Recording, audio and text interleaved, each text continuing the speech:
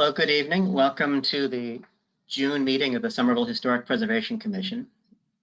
Before starting, I'd like to read the verbiage here. The pursuant to Chapter 22 of the Act of 2022, this meeting of the Historic Preservation Commission will be conducted via remote participation. The recording of these proceedings can be accessed at any time using the registration link at the top of this agenda. And with that, the time is 6:55, and I'd like to call this meeting to order. The date is June 21st, 2022. Before starting, let's do our customary introductions. Start off with Mr. Falvey. My name is Ryan Falvey. I'm a resident of Ward 2. Mr. Bingham. Alan Bingham. I'm a resident of Ward 6 and a historic homeowner. Mr. Chagnon. EJ Chagnon, resident of Ward 5 and the landscape architect. Eric Parks, resident of Ward 3. I'm an architect. And staff. Ms. White. No. Ms. Chekowicz. Hi, I'm Wendy Chekowicz. I am a preservation planner and planner with the Planning, Preservation, and Zoning Division. And I'm Sarah White. I'm a senior planner with the Planning, Preservation, and Zoning Division, and I work on historic preservation, and I work on zoning and long-term planning. Thank you. Okay, we'll just jump into the agenda here. And the first item is the review and approval of a memorandum of agreement for 16 Woodbine Street. And has everybody had a chance to review that yet? Mm-hmm. Does anybody have any comments? No, I think it follows exactly where we were going, Mr. Chair. Thank you. I agree. I didn't have any issues either. It seems pretty straightforward. So if that's the case, we need a vote on this, correct? So I would entertain a motion to approve that. I'll move that. And I'll second that. All in favor of approving the proposed memorandum of agreement for 16 Woodbine Street, say yes or aye. Yes. Yes. Yeah. Opposed? We'll roll call Mr. Falvey, Yes. Mr. Bingham, Yes. Mr. Chagnon, Yes. and I vote yes as well. So there we have it. The next case is, we're in the category of alterations to local historic district properties. And the first is HPC ALT 2022.19 50A Spring Street. Excuse me. Applicant is Jeff O'Neill and Claire Deco O'Neill. Owner is the same as the applicant. The applicant seeks a certificate of appropriateness to alter an LHD property by altering existing window openings, the addition of a Juliet balcony, the extension of a first floor porch, and the addition of a second floor porch with pergola on the left elevation. Do we have an applicant here tonight? Yes. Jeff, I have unmuted you. You are self-muted. You will need to unmute yourself to speak. Hi, everyone. Can you hear me okay? Yes. Yes, we can. Hi. Yeah, well, thank you for having us here. Yes, I'm Jeff O'Neill, and I guess I just want to note we made a lot of changes since last month. Based on the feedback of the committee, we've removed many aspects of what we had desired to do that we felt were in line with the opinions of the committee. I don't know if it's helpful for me to list the things that we removed. In particular, I suppose we did remove the pergola, so the agenda doesn't have that part correct. And we also removed requests to add new windows on the first floor. And we also worked to sort of simplify or make the changes more closely resemble the current conditions, as opposed to trying to match like a Gothic architecture because, the building is sort of mild Gothic, I guess you could say. So I guess I hope that introduction is helpful, and I look forward to hearing your thoughts. Thank you. I think before we discuss as the commission, we've opened it up to public comments. Are there any members of the public who would like to speak about this case? Any members of the public wishing to speak on this item, please raise your hand using the raise hand function, and you will have 2 minutes to speak on this item.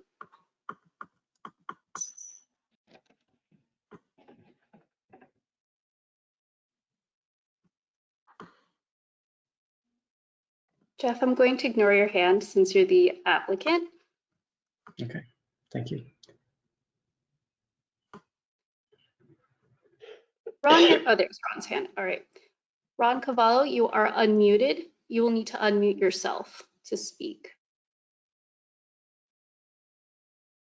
Can you hear me? Yes. Yes, sorry, Ron. This is Sarah. For one quick second, when do we need the timer up? Yeah, the first comment I make. Sorry, Ron, could you? Okay, there you go. There you go. Sorry, I just want to make sure that got up. Go ahead, Ron.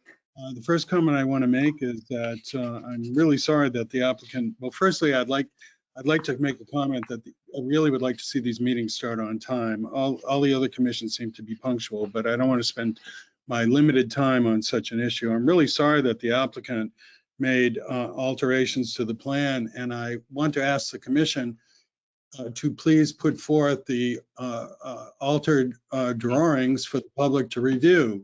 And if they have not made that available to me, I want to make note that they are not consistent with the open meeting regulations by withholding any kind of drawings or renderings of the proposal. I really do want to see what the applicant has made by way of changes, but I wrote a letter about this, and I believe that the applicant's original concept for the house was wonderful, thoughtful, and quite beautiful. And I wrote a letter to that effect. Now, does the commission have renderings available for the public to see? That is my question. And if they don't, my question is, why not? And my comment is they need to conform to open meeting regulations. Now, I did support the original concept for the property, and I really don't like having such limited time restrictions. I don't think it's consistent with open meeting regulations. But I did write a letter about this, and the idea that I heard one comment that that it was quite, Mr. Bingham, that it was quite nice. I heard another comment that it was quite busy. I thought it was wonderful. And I think it's unfortunate that the applicant made modifications unless the applicant wanted to. Are there renderings? Mr. Chairman, I can take that on. Ron, are you done with your comments otherwise? Yes. Okay.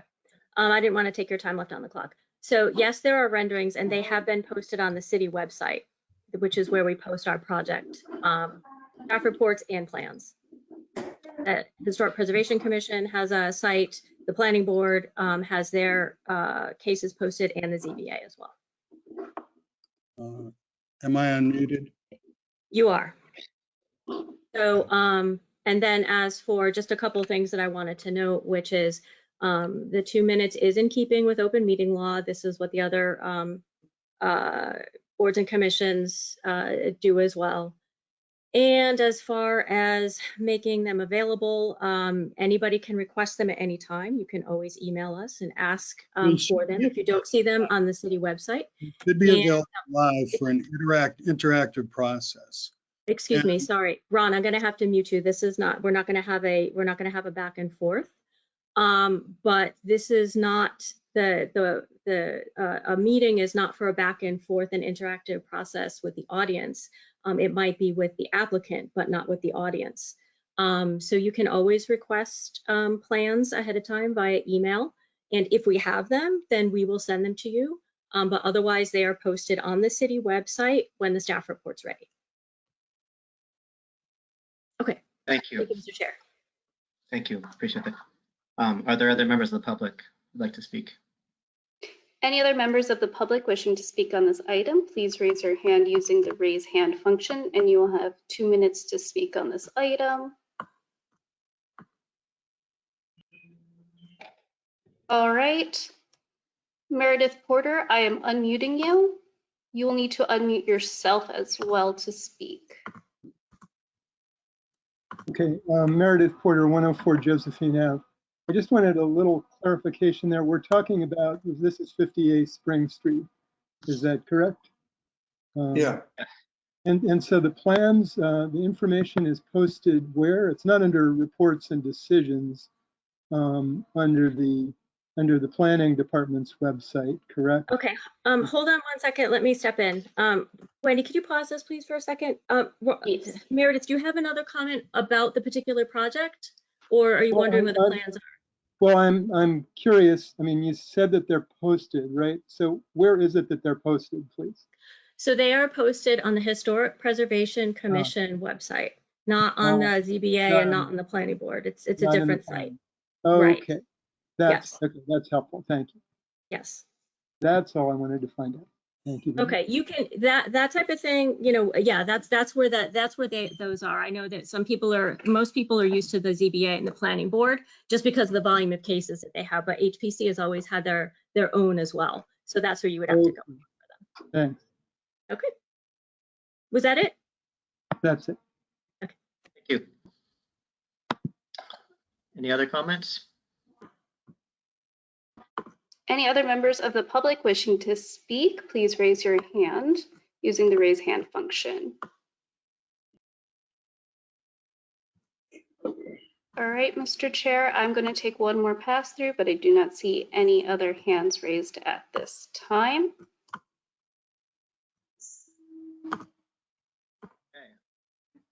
All right, there are no other members of the public wishing to speak on this item. You may close the public comment. Thank you. Within that, then I will close the public comment portion of this case.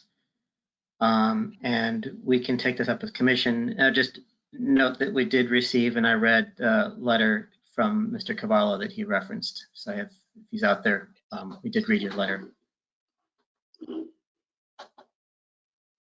So who has thoughts among the commissioners?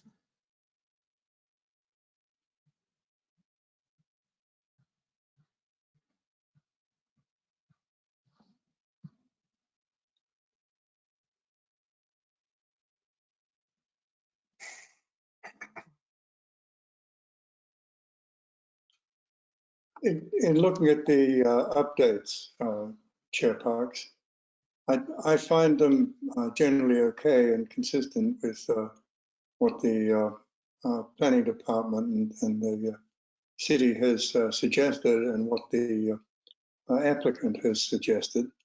However, I do like the Juliet balcony. I think it does add something. I know it's not consistent with the architecture of this type of house, but if you look at it, it performs an extension of the line across from the balcony on the extension between the two places that bridges the two main housing units.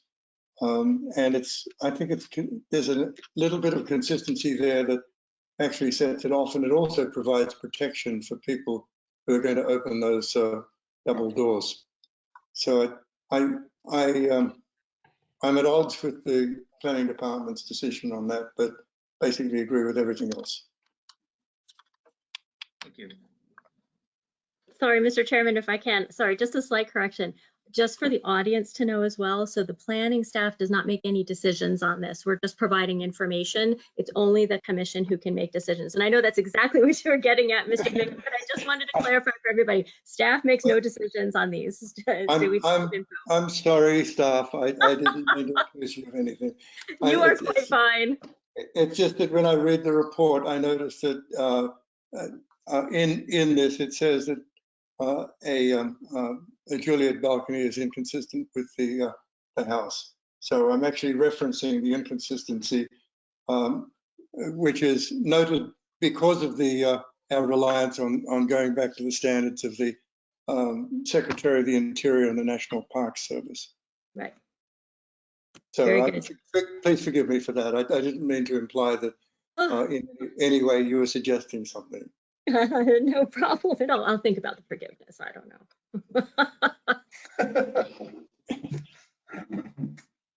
Yeah, I think I'd agree with Mr. Bingham's point. I wasn't present for the initial discussion of the previous plans, but the Juliet balcony, it does sort of carry forward the line of the proposed second floor porch a little bit onto that facade and helps visually mitigate, I guess, the scale of the French doors themselves in a way, even though it would be, it's a little bit out of typical, I guess, for a Gothic house like this, as staff points out, but it's not, I don't know, it's not significantly jarring to me visually in comparing the rendering of the proposed to the existing condition. That's just quick reaction on it. Thank you, DJ. Who else? Ryan, any thoughts? Nothing that jumps out at me, Chair Parks, and I appreciate the attention that they paid to the feedback that was given last month, and I think they have a very nice looking design now, and beautiful property there. So I'd support what I'm looking at. Thank you. My thoughts are generally, with all the changes to the part from the front mass back, I like, although I'm still a little bit, I haven't really fine-tuned reviewed it, but some of the renderings make it look as though the base of the balcony is flush with the wall of the forward mass. And I think we talked about this last time and someone said that wasn't actually the case. There should be just a reveal of whatever, a few inches, 6 inches or something, so that it doesn't spring. So that's something that the applicant could answer. And I might be an outlier here, but I'm still not loving the Juliet balcony. I just think it's not really appropriate for that gable end. It is more sedate than it was last time. I feel like it ought to be a little bit thinner, and it's not truly a balcony. It's just a set of French doors with a balustrade screwed across it. But Which is better than it was what a before. Juliet balcony is, Mr. Chair. Well, Parks. I think a Juliet balcony tends to have a little bit of a protrusion though, doesn't it? And a little more depth to it than that between it's sort of like a useless bit of deck as opposed to no deck at all. They tend to have like roughly about 12 inches or so of depth, if not a little bit more. Technically. I paid particular attention to these recently when I was traveling in the UK and in Spain and Malta and other places. And they come out about 12 inches, but really no more. And they're really there to protect people from falling out the windows, and so that people can open the doors and get some ventilation in with some sense of security as a security barrier. And, if we're thinking about historic perspectives, I mean, you think back to Juliet, I mean, we're thinking back to the 17th century. And while it mightn't be implicit in this particular part of architecture, it is something that we've lived with for centuries. And it's becoming more popular. I look around Somerville and Cambridge, and most of the new apartments I see do not have a true balcony. They have a Juliet. Yeah, these are quite common. I've in fact done these in a few projects, but I just never considered a Juliet balcony when I did it. I thought it was just a way to make a double French door that's safe, so you can actually open it without falling out. But yeah, I get it that there's a duplication. I think what I'm saying is that it's now socially acceptable or politically or architecturally acceptable to actually install these in such a manner, Chair Parks. Okay. Duly noted. Perhaps I'm wrong. I would say too that the staff report, sorry, Chair Parks, notes it as, I think, 9 inches proposed depth. Is that what I think I saw on there? Not that it shows that way in the renderings, but the difference between 9 inches and 12 is is pretty. Well, let's ask the, as the applicant on, we could ask, so my two questions are, is the rim the fascia of the second floor, about the deck, but between the two front and back masses, indeed flush with the face of the side wall of the front mass, or is it pulled back a little bit? And then is there any floor depth to the Juliet balcony? Hi, this is the owner, Jeff O'Neill. So I guess both the edge of the first floor and second floor porches are meant to be flush with the side of the front of the house. My understanding for the Juliet balcony is that there is not currently any floor that sticks out under the railing at all. If Chris is here, maybe he could confirm those. Thank you.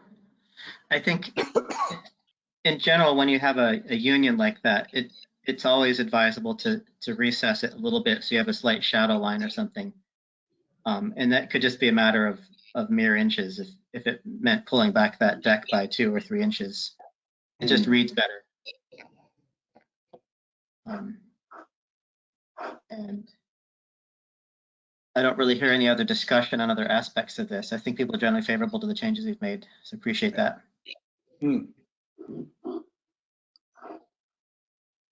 What do people think about my comment about that, Falcon? Am I being too fastidious, or do you see my point? I do. I see it. About the pulling back the deck by a hair. Is that what you're Yeah, I mean, whenever you detail things like that, it's good, especially since that part is sort of a knuckle, as it were, between the front, the original part of the original structure, and then that big back thing. Yeah, and usually those assessing it by a few inches makes sense. Just to give it some, help delineate it. Just enough for the corner trim on the existing house or something. Yeah, so I'd be okay with it if maybe we could just add a condition that that be done to it if the applicant's amenable to that. Excuse me, Mr. Chairman, sorry. Wendy, you might want to unmute Chris Brown. So folks, the question panel is not a means of communicating with the board. They don't see the question panel, and we can't constantly be writing back and forth to you. We're taking minutes and trying to run the meeting and stuff. But since I see that somebody has written, then Wendy, if you could just unmute Chris so he can explain what he's looking to do. Mr. Chairman, through you, Sarah, I don't see Chris in the attendees panel. Augusta Fisarite, do you see that? Yeah, that's Yes. his colleague, so they might be together. Okay. Okay. All right. There's 2 accounts under that name. I'm going to unmute both. One of them should be the correct one. Hello. I can just reconfirm that the both floors are flush with the walls, and that we don't propose any floor base to the Juliet balcony, so it only aligns, like the first floor and the second floor align to the wall if you look at the plan. Hey, this is Chris weighing in too, Chris Brown. Yes, the decking floor comes just about to the edge of the building, but as I know you guys being in building trades can imagine, it's really hard to put a guardrail sort of outboard of that. The actual face of what would be a guardrail is set back several inches from the sort of edge of the projected floorboards or deck boards above. So it's a little of both. But the fascia beneath the and beam that carry the porch, the upper porch, will be set back as well, so that they can frame into the side wall of the end gable and the wall at the rear. So yes, a little bit of both, and I don't know that we would want to build it like perfectly flush, but anyway, that's as best a definition. And then Juliet balcony, yeah, I think the goal is to obviously provide a substantial enough guardrail, and it does come out about 8 or maybe 9 inches forward of the face of the gable. So it's projected slightly, so it'll carry a little bit of a shadow line, but more importantly, we'll be able to pass clear of the doors, which are in-swingers. Okay, thank you. So I heard a couple, I think I was confused regarding the first point, the deck. So you're saying that there will be a reveal of some sort between the rim of the deck and the side wall of the house? Yes. Okay. Just I think I'm getting too detailed, but it's the distinction of the actual decking, which would come out to just about coplanar with the gable end. Then above the decking is a whole railing system, which is set back several inches so that obviously we can side frame in. And the same is true of the beam and column support system underneath, which would necessarily need to be set back from the plane of the Juliet porch gable, if that makes sense. Yeah, I think I am understanding you there. So the outer edge of the decking material will be flush, and then the skirting below the decking will be tucked back an inch or something like that. Yeah, that's the idea. Yeah, so effectively stuff that you would see in elevation, set back. Okay, because that rendering just shows a massive white. That's why I was curious. There's no shadow line. Yeah. Regarding the Juliet balcony, is the guardrail going to have returns into the side wall, or is it just going to be held off the house as a section of guardrail? Within the sort of 8 or 9 inches, pretty much it doesn't return per se. And the way I think we were requested last meeting to have turned dowel balusters, which would be centered underneath that. So you'd be able at, half of 8 is about 4-ish, and the thickness of a baluster. So we're able to maintain code required 4-inch spear passage to be a true guardrail. So anyway, that's sort of how we had considered it.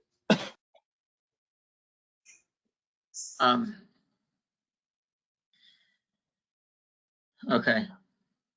I think it would look more, just began to look a little bit authentic if you could simulate some sort of return so that the guardrail. We do that. We were just terrified after the last meeting to embellish in any way, shape, or form anything, given the adamant busyness commentary. Yeah, well, that was, I think, more to do with the arches, the overall shape and stuff going in and back there. But just that, my fear, this is why I'm getting at this, is I've seen lots of places where you just kind of slap a metal guardrail in front of a set of French doors on the second floor. And you see that all over your standard condo kind of spec thing all over town. So I just don't want this to look like that, only with wood instead of metal. It would be better if it had if you could miter the handrail and the guardrail and the footrail back into the house so that it has some sort of a little bit of the feel of a Juliet balcony. It's going to do that. I understand it's still you're not tucking more than 8 inches, so you have like 4 inches return. Well, grant us a few more and we'll go out and do a more substantial return. Inches, that is.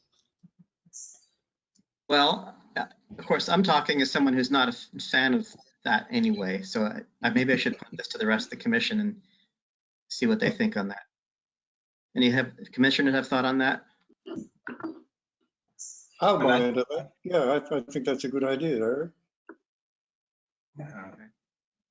I'd say the same, that I think that, even if it results in a few more inches depth to the Juliet balcony and brings it closer to sort of the more standard depth of it, having the visible return would make it look, even if it doesn't have, a floor or anything, an actual little deck there like you were talking about earlier, it'd feel more authentically Juliet balcony as opposed to the sort of, condo railing slapped on outside a French door that you were referring to. Yeah. I think that to the extent that it if we end up saying, yes, let's go with Juliet balcony, that we're fine with that, then I think the more it looks like an authentic Juliet balcony, the better. Yeah. Without being, right, okay. I think that what we talk about in that aspect isn't really messing with the busyness and the ornateness. That's just sort of adding some depth to it so it feels that way. Substantive in a way. Okay, so I think just to cut We won't go out more than a foot. okay. But you have to put something there so people don't fall out, obviously, between the floor and the bottom of the railing. So I don't know how you'll treat that. So I think what I'm hearing is that we're amenable to the design as proposed with the change proposed to the Juliet balcony. Am I capturing that? Yeah, I think so. That certainly captures my sentiment to it. So I know that Mr. yeah. Chairman, could I ask that you elaborate that in a condition about the Yes. Juliet balcony? So the Juliet balcony, I think what we're talking about is a 1 foot offset between the face of the wall of the house and the inner side of the guardrail. Is that, Chris, is that what, are we talking about the same thing there? Yeah, I think you're right on it, exactly. Okay, so it's, yeah, I would just say 1 foot offset between the outer face of the wall of the house and the inner edge of the guardrail / footrail of the Juliet balcony. And they'll have to deal with the code issues for the 4-inch sphere and the floor and all that, but that's not a concern in this case. Okay, thank you. This is the owner, Jeff. I guess for my sake, I don't understand what a return is in this context. Oh, it's just, you have the guardrail, the railing across your double door, your French door. It's going to be out, it'll stick out a little bit more from the wall than it's shown now, so that at the either end of that guardrail, it's going to turn 90 degrees and return into the face of your house. So it forms like a little, very shallow U-shaped guardrail. I guess one concern I have is it seems that something could easily fall between that space. It seems, well, it seems sort of a little dangerous to me. Your designer, your architect will design a little tiny floor extension there to cover that. And that's basically what a Juliet balcony is supposed to be. It's like it's a essence of a porch without actually being usable. You tend to have a little bit of floor there, and sometimes you just put plants there and things like that, which could actually look nice. When you, Jeff, when you drop your phone, you're going to thank Chair Parks if it falls just to the inside into that area.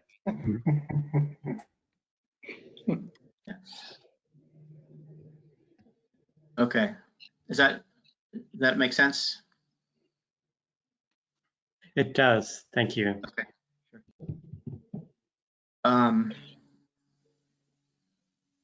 In that case, are we ready for a motion on this? I think so. All right, I'll entertain that. All right. I move that we, so should we be dealing with each of the 4 proposals separately or in one motion? Work. I think there's sort of 4 aspects that got covered. I think one motion, I think. And I think one motion usually does it. I think since we're accepting all. Sorry? Yeah. Grant a certificate of appropriateness for the proposed changes with the modifications as discussed earlier to the proposed Juliet balcony. Actually, let's do the Juliet balcony separately and then do the other 3 together. Okay, that I'm amenable to that. And also the staff had proposed recommended conditions for the certificate of appropriateness about filing a certificate with ISD and so forth as they're presented in the staff report. I have no objection to any of those, except for striking the proposed condition number 8 of the Juliet balcony shall not be installed. I think we should strike that out and handle whatever we're saying about the Juliet balcony in its motion. So I would move that we grant a certificate of appropriateness to the proposed changes for the first and second floor porches and the window and door openings, subject to the proposed conditions by staff, except for condition 8, because we're not covering the Juliet balcony. I'll second that. All in favor? Yes? Yes. Yes or aye? Opposed? Okay, let's do a roll call. Get my screen back. Mr. Falvey, Yes. Mr. Chagnon? Yes. Mr. Bingham? Yes, And I vote yes. And then we could take a separate motion for the Juliet balcony Right. with the changes as I guess you need to read that back into the motion then, starting that process. It's you, DJ. So yes, so motion to grant the certificate of appropriateness for the Juliet balcony, subject to all of the conditions on the previous motion, as well as a condition that, as discussed earlier, the Juliet balcony be increased to a depth of 12 inches with returns on the sides matching in character to the rest of the proposed Juliet balcony. Does that cover it well enough? I think. and did you want to add to that the materials used in the balusters will be consistent with the rest of the railing in the house? I think so, although wasn't that already part of the proposal? Or was it not? It was not. Oh, okay. Then yes, I think I would add to that Yeah, that the materials be consistent with the railings and the rest of the house. the balusters, yeah. Thank you, Alistairs. It's been a long day. Thank you. Yes, it has indeed. There a second to the motion of DJ's? I'll second that one too. Seconded by Mr. Bingham. All in favor, say yes or aye. Yes. Yes. Opposed? I'll say no. I'll oppose it out of principle. So it's 3-1. And thank you. I think that's it for this case. Did you want to do a roll call? I was going to say. Oh, do yeah, we- yes. Mr. Falvey, Yes. Mr. Chagnon, Yes. Mr. Bingham, Yes. and I'll vote no. Okay, there you go. Thank you, folks, for coming to us tonight. And our next case is HPC ALT 2022.31, is 139 Central Street. Applicant is Eric Quartz. Owner is David Griffin, Devin Griffin, sorry about that. The applicant seeks a certificate of appropriateness to alter an LHD property by replacing existing windows. And do we have an applicant here for this? Anyone here for the applicant team for this item, please raise your hand using the raise hand function and staff will unmute you. All right, Eric Quartz, you are unmuted. Hi. Good evening. Let's tell us about your project. Eric Quartz, you are unmuted on your side, so you will have to unmute yourself. Okay, sorry, I wasn't sure about that. Good evening, everybody. Damien? We also have Michelle Griffin on, who's the client. I don't know if she wants to participate as well, but the proposal was to replace, I'm not looking at it, so Michelle can correct me. I think it was 9 total replacement style windows, as similar as we were able to source from the existing deteriorated wood windows at 139 Central. The proposal was to use Marvin Ultimate. The client would like to use the aluminum clad exteriors if possible for wood windows, although we can get that product in an all wood window if that's more desirable to the commission or more appropriate for what you guys are looking for. Other specific questions that I can be helpful with? I don't think so. I think we will probably take public comment first, and then if we have questions, we'll bring them up to you as we take up your case, since you're going to stick around. Great. Thank you. And so with that, then, unless you have someone else who wants to speak, I would open it up for public comment.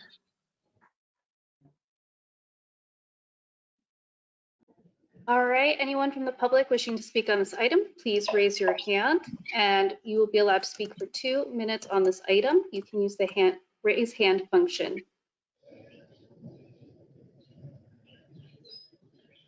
Jeff, I'm going to unmute you. Well, actually, you're self-muted. I don't know if your hand was up from your last item or if you would like to speak on this item.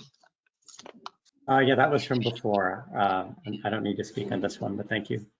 You're welcome. Right.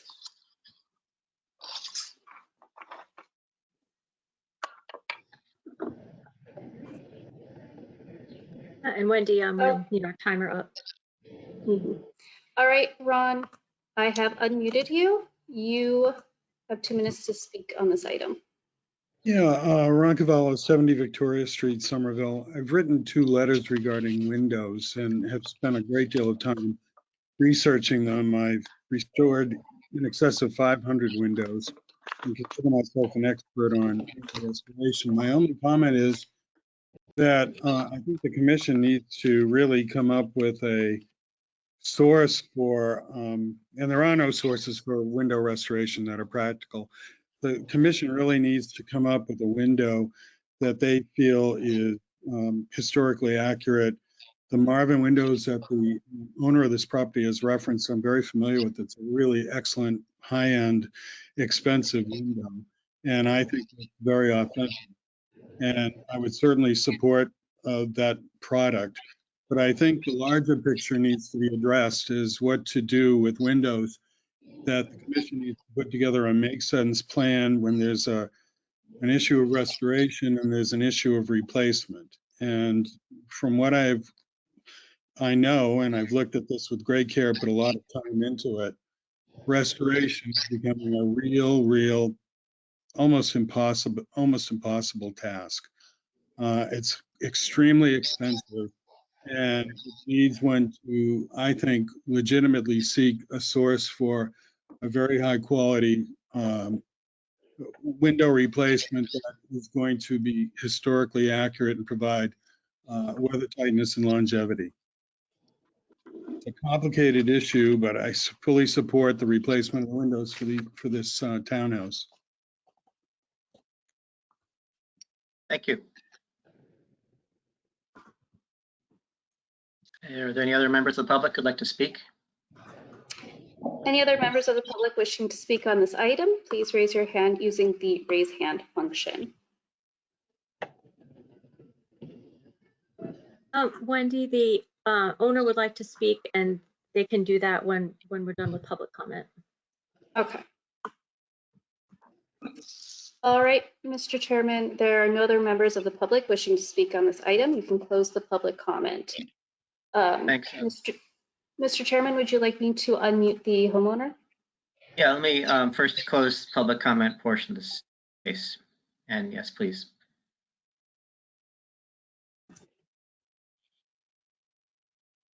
All right, Michelle Griffin, you are unmuted if you would like to speak. Great, thank you very much. So I'm here with my husband, Devin Griffin, and we appreciate the opportunity to speak with the council this evening, and thanks for reviewing our request. So yes, as our contractor Eric shared, we are requesting to replace 8 windows, 7 of which are, we believe, original to the home, 1 of which was replaced by a previous owner.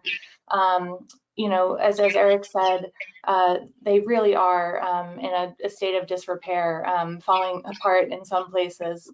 And both Eric and a licensed D-letter have looked at them and determined, that they are beyond refurbishing. I mean, if they were salvageable, we would be, certainly open to doing that. But our greatest concern that I just wanted to share, with the committee is that we did have a lead inspection service do a full survey of the house, produce a very detailed report, and the windows are really the greatest concern.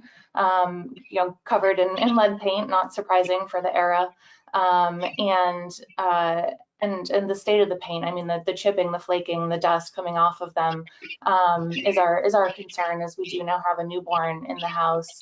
And so we've basically been advised, to not open the windows under any circumstances. And so that's really the concern. And, the windows that we've selected, the Marvin Ultimates, we want to make sure that the windows are consistent with the history of the house, the style of the house, whatever, stylistic requirements, that we need to do there. We're happy to do. We want to make sure that we honor the history of the house. So again, just wanted to share that, and thank you for again the opportunity to talk tonight. And if the council has any questions, yeah, Eric, Devin, and I are happy to answer them.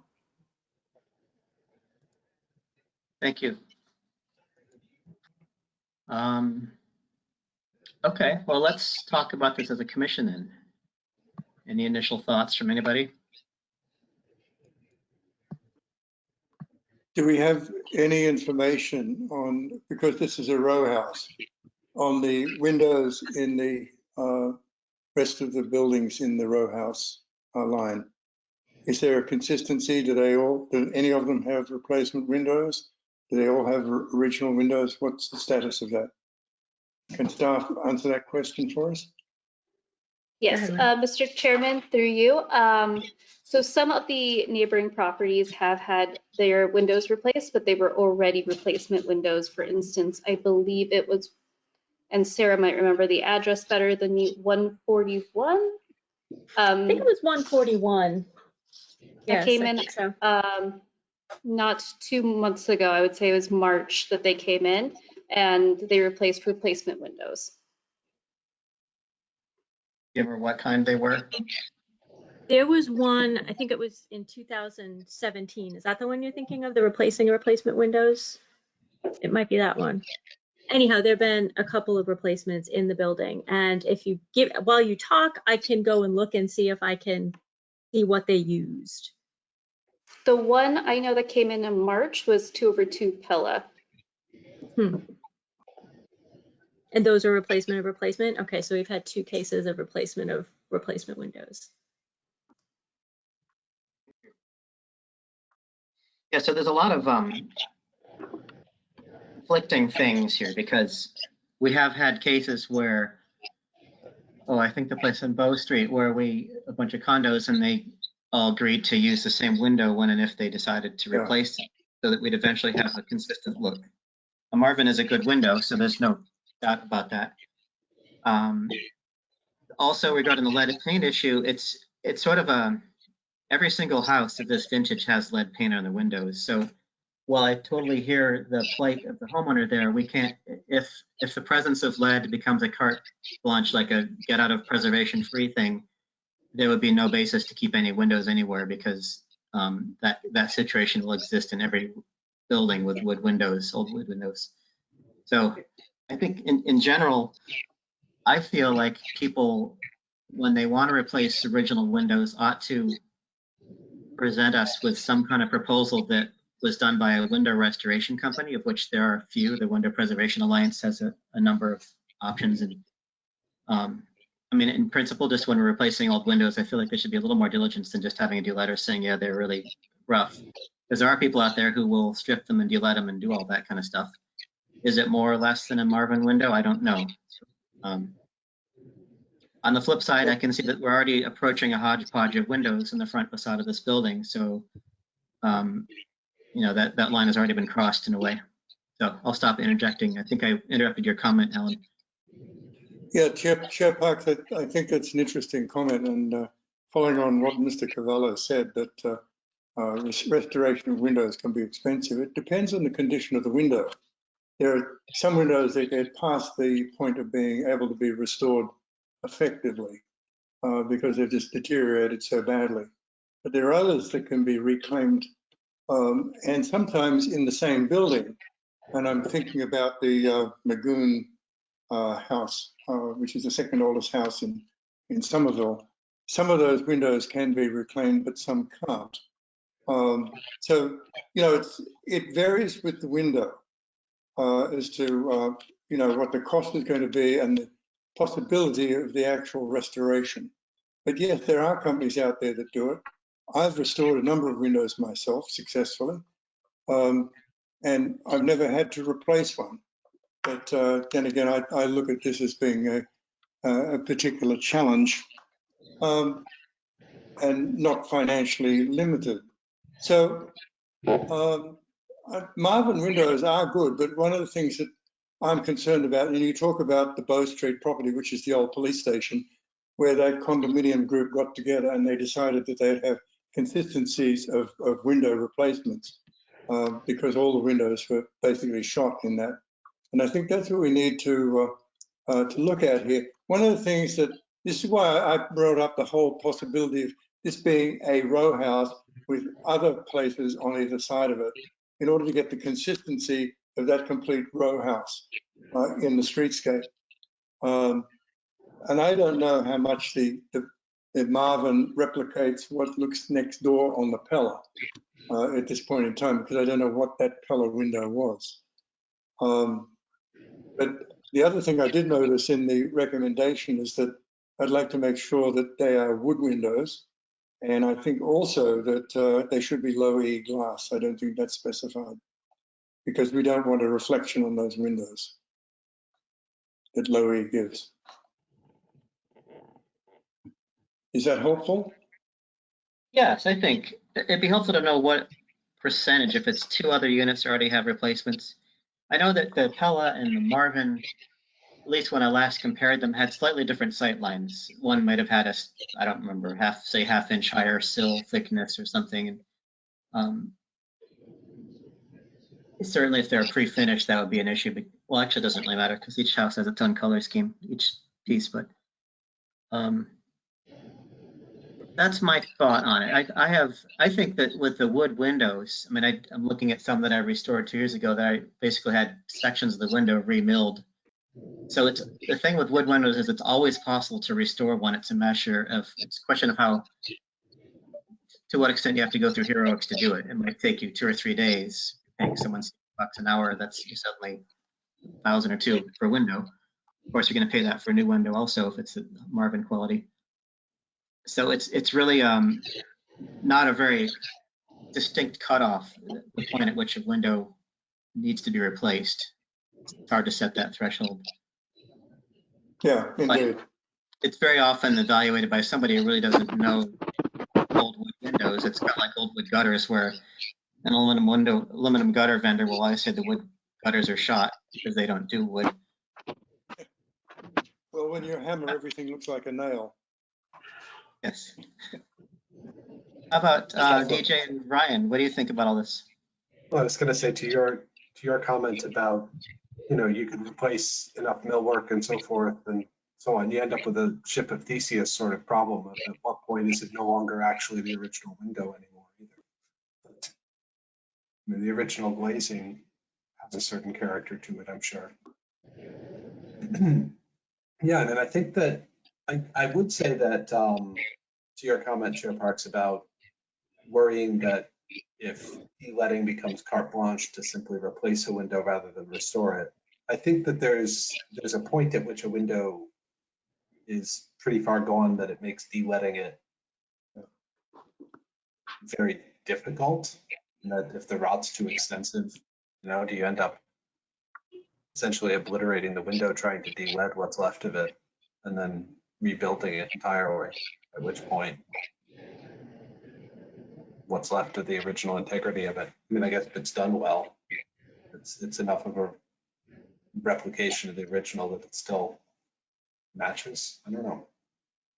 It's a tricky pickle, but I don't think that a an old wood window that otherwise is in decent shape, but needs de-wetting, which from some of the photos that the owner shared here is not exactly the case on these. But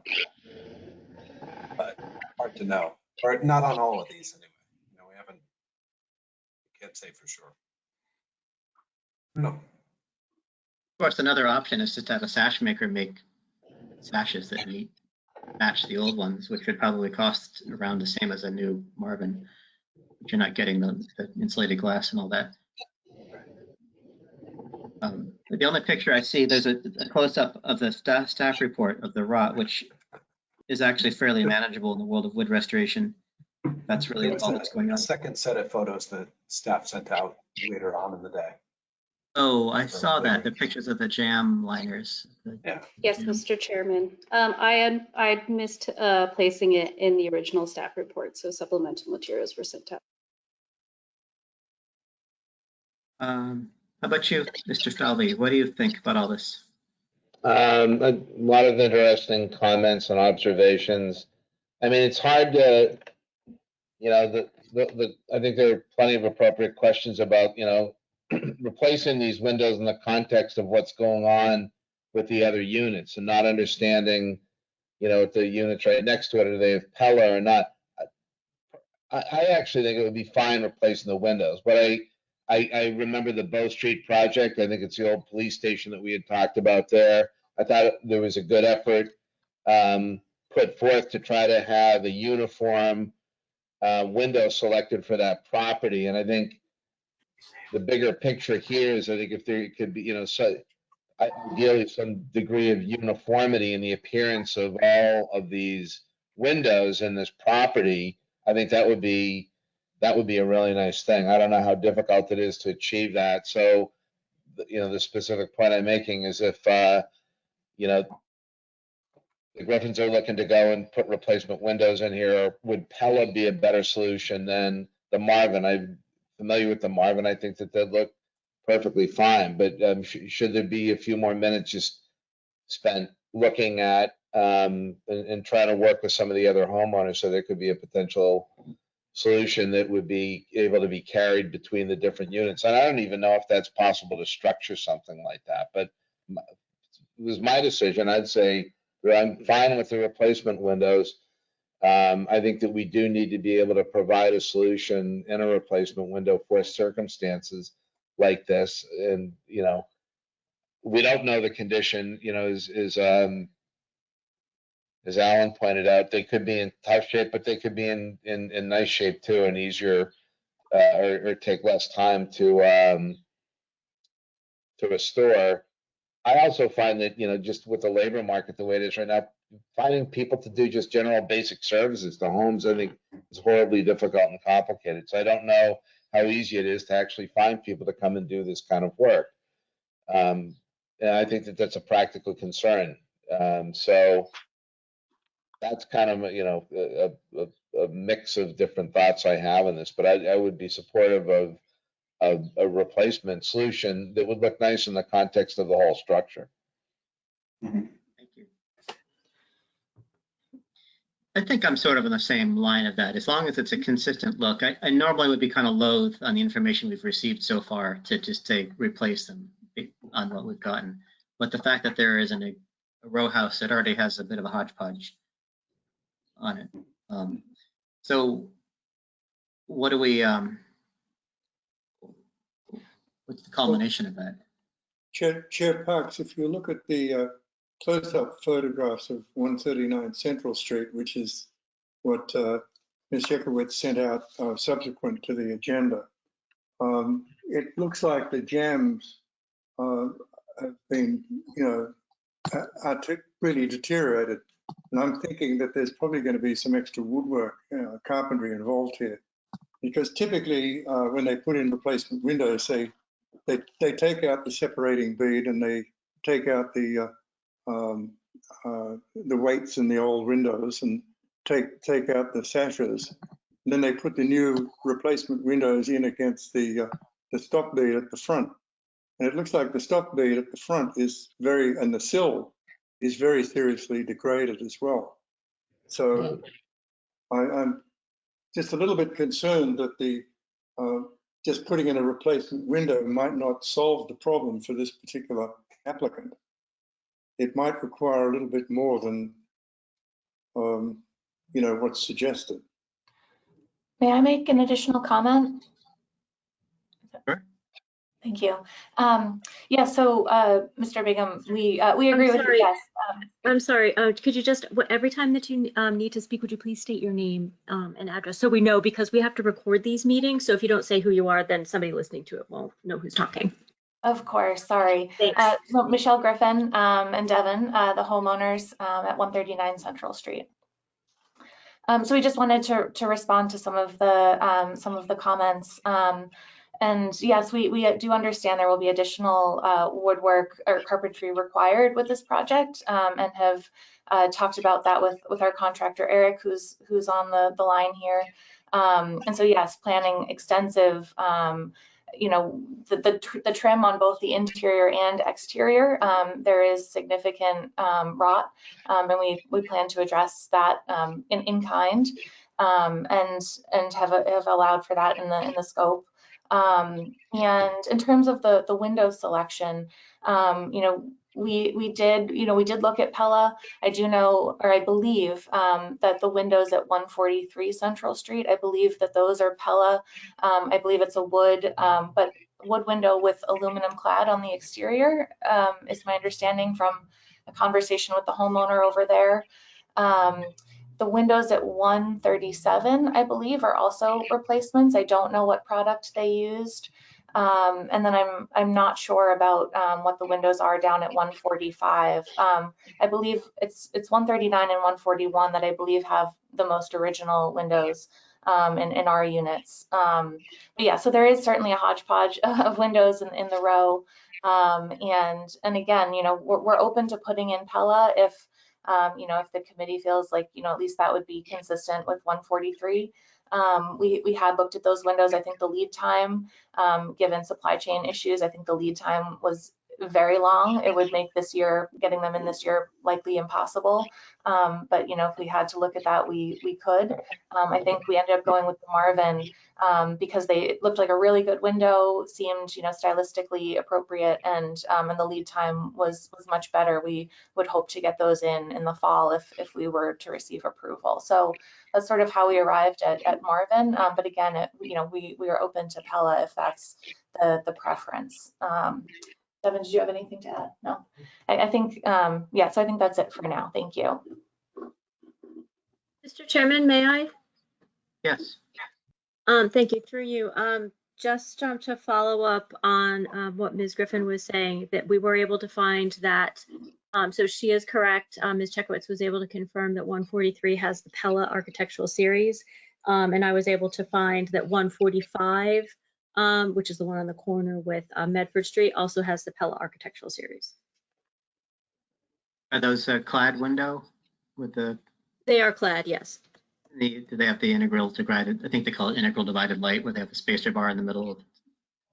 Dark spacers, etc. Yeah, they're not. It's the applied grill. Okay. None of them between the window stuff. Well, yeah, I think. Yeah, the grills are applied to the glass. They're not between.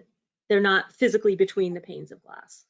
I think the way Pella does it with that Architect series is they apply it to the inside and the outside, then they put a spacer in between them in the glass to make it look as though it's a true Muntin. Right. Means when you break a window, you've got to get a new window, pretty much. Right. Well, with any of these, I mean, because they're all one window, if you break any of them, you'll end up getting a new window. So. A question for the homeowners. Did you have anyone look at actual restoration of the sashes to see what that entailed? We have not. Well, I mean, we had Eric come in, and we've had other contractors over the years come and take a look, but we have not had a restoration professional look at the sashes. No.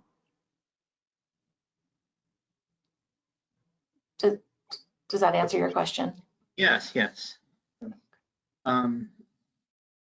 Well, so other than the commission, given that we have 2 out of how many units are in this building? 5? Yes. I think so. 2 of the 5 already have Pella Architect Series windows. One option would be just to allow that is a precedent for this, and that where people want to replace that is an option for it, or the option.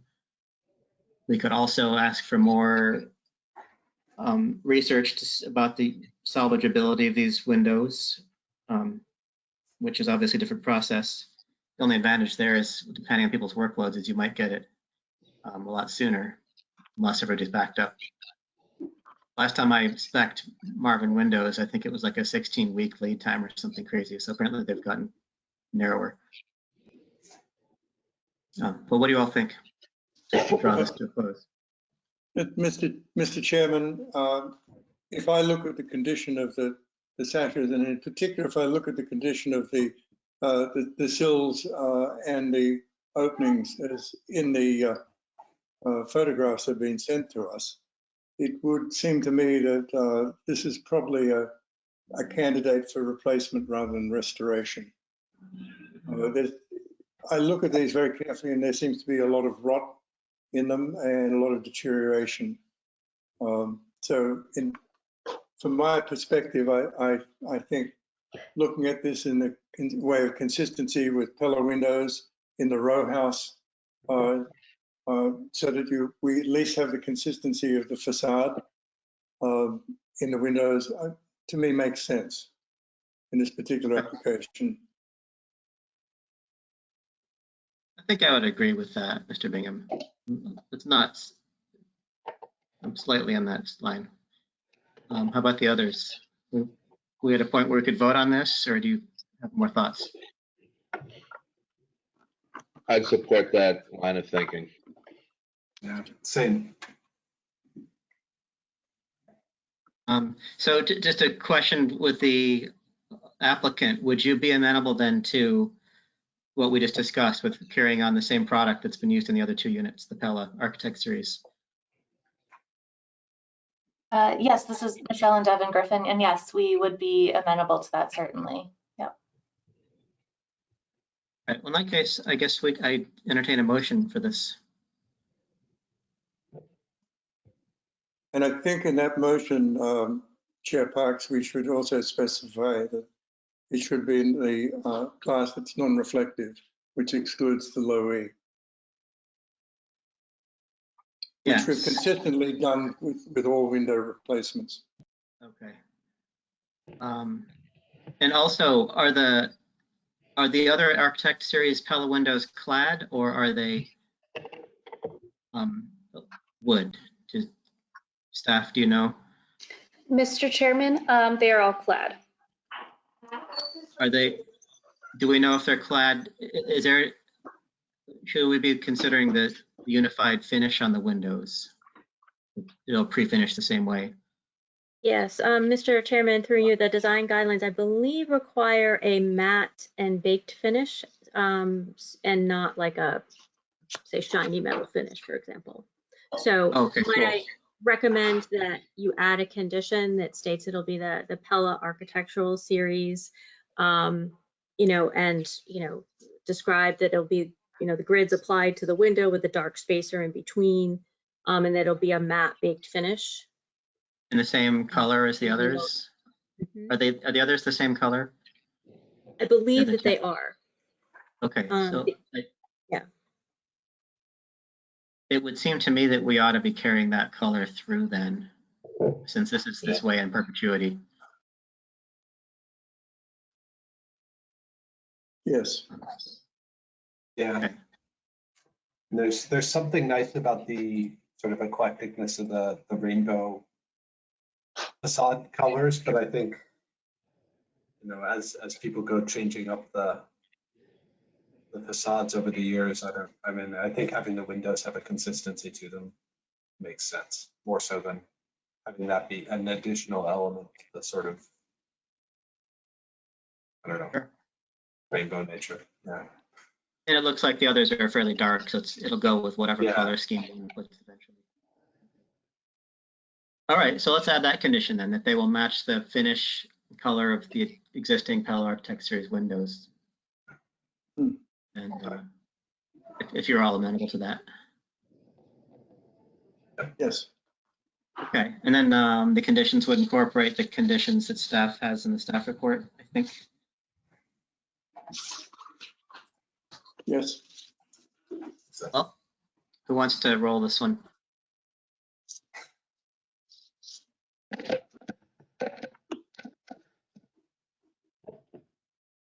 I could move that, motion. Mr. Chair. Okay. Do we have a motion at all? We do. We do, okay. So it's, we have a second by Alan. Okay, all in favor, say yes. Yes. Yes. Opposed? And we'll do a roll call, starting with Mr. Falvey. Yes. Gagnon, Yes. Mr. Bingham, Yes. I'll vote yes. Okay. And that's it. Thank you, folks, for coming to us. Thank you Thank you very much. much. Thank you. Have a good evening. Thank you. So we will now move on to determinations of historic significance. And we have 4 cases in this category tonight. The first is HPC.DMO 2022.18233 Tremont Street. The applicant is John Riley. The owner is John Riley and Lise Riley. That's your name, right? The applicant seeks to demolish a principal structure constructed a minimum of 75 years ago. Do we have an applicant here tonight for this case? Yes, Mr. Chairman, Ann Vigorito is the applicant, well, representing the homeowners. And you are unmuted. Thank you, Wendy. Good evening, members of the board, Mr. Chair. Ann Vigorito from 424 Broadway in Somerville, here on behalf of 233 Tremont Street. I was here last month and we'll be discussing it later in the evening, the 239 Tremont Street property, which is adjacent to this property. They same owner and so forth. They are similar. However, this building, I do believe, has had more modifications and alterations, you know, areas, replacement windows, doors, and front and rear steps, railings. There is siding on the home as well. I beg to differ. I don't know what it per se lends to the streetscape, but I have a feeling I know what the analysis might be among the board, because it does look similar to the adjacent home. So, you know, we are looking to not find it significant, but I will hand it back to the board. Is anybody else from your group? I take it not. So I would open this up to the public then for public comment. Yes, we don't have an architect at this time. There's no plan. So, you know, we're in the infancy stages here. Sure, I get it. Any members of the public want to speak? So if you would like to make a comment as a member of the public, please use the raise your hand function. And when you do speak, please provide your name and address for the record. And okay, Ron Cavallo. Ron, I've unmuted you on our end, and you may go ahead. Yeah, Ron Cavallo at 70 Victoria Street, Somerville, Mass. I sent a letter to the commission regarding this property. Well, there's a lot I could say. There's a lot I really would like to say. There's a limited time to say what I need to say, but I do hope the commission read my letter. This whole idea about rhythm and consistency, it befuddles me. These 3-deckers, in my opinion, represent the worst of Somerville's architecture.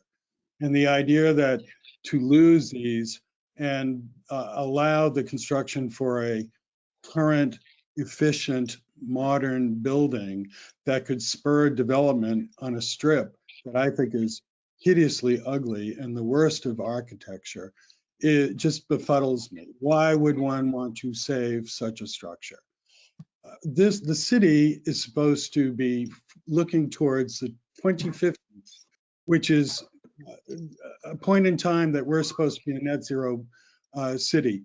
It's almost impossible to get structures of this kind to the efficiency that they need to be. But more than that, this whole row is ugly. It was ugly and represented the worst of planning in the beginning. It shouldn't be hearkened or thought of as good in any form or fashion. This is an opportunity for an ugly building to come down, to be replaced by something that could be far better, far more efficient, and could spur the development of other structures on this strip. A row of triple deckers that were, you know, to use a construction term, slam outs, and architecturally, I think, as miserable as it could be. It befuddles me that they would even, the commission would even consider wanting to save this. Ron, you are out of time if you'd like to wrap up your thought. I don't get it. This idea that it would be a missing tooth, it seems ridiculous to me. It's time to think forward and think about the economic impact and the architectural impact of making things better. And this is an example where things could be dramatically better. There's nothing beautiful about this strip. Nothing. Thank you. If anybody else has a comment, any other member of the public, please raise your hand. And I will go through the list one more time. And I don't see anyone else. Mr. Chairman, you may close the public comment portion of the hearing. Okay, thank you. I will close the public comment portion of this hearing. And we can discuss this. So this is adjacent to a similar building that we last month determined to be historically significant. I understand it. Yes, Mr. Chairman, that is correct. It is a sister property. I recall last month at that discussion was that there is, as the commenter noted, that there's a rhythm on the streetscape there. It's a row of it's a run of very similar houses, the same style triple decker with a bay on that, and that is one of the things. Just to back up a little bit, at this point in this process, we are purely reviewing the historic significance of structure. There are no factors of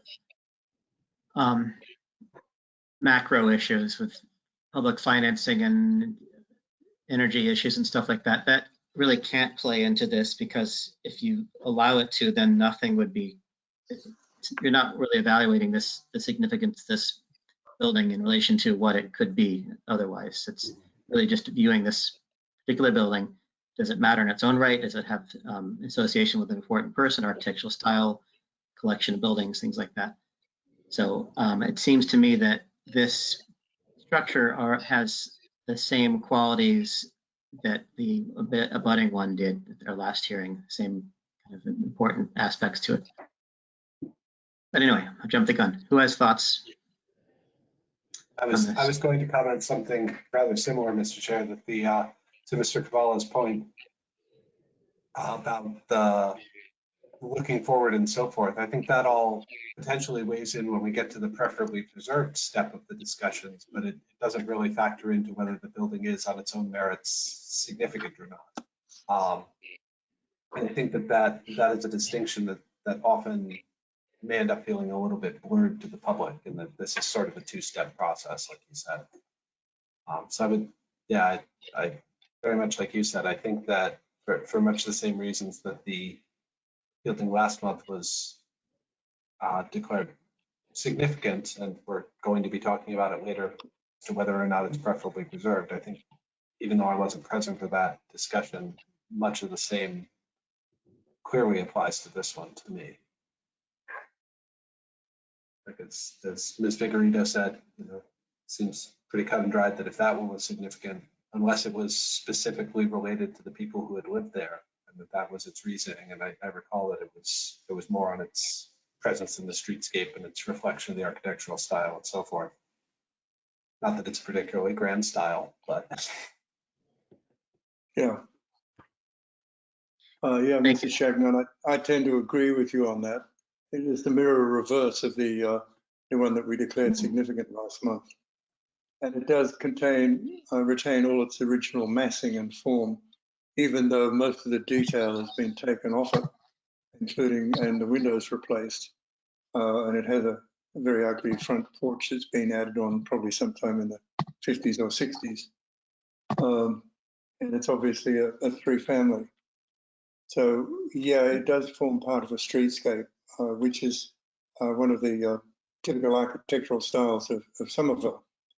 Like it or not, it is one of the typical architectural styles of Somerville. And for that reason, I would see it as being significant because it retains the streetscape and it is the mirror reverse of the one right next door to it. However, I don't see it being associated with anybody of any historic significance to the city. So I'm looking at it only on its architectural merit at this point in time. Thank you. Who else has thoughts, Ryan? Mr. Falvey? I don't have anything to add. I think,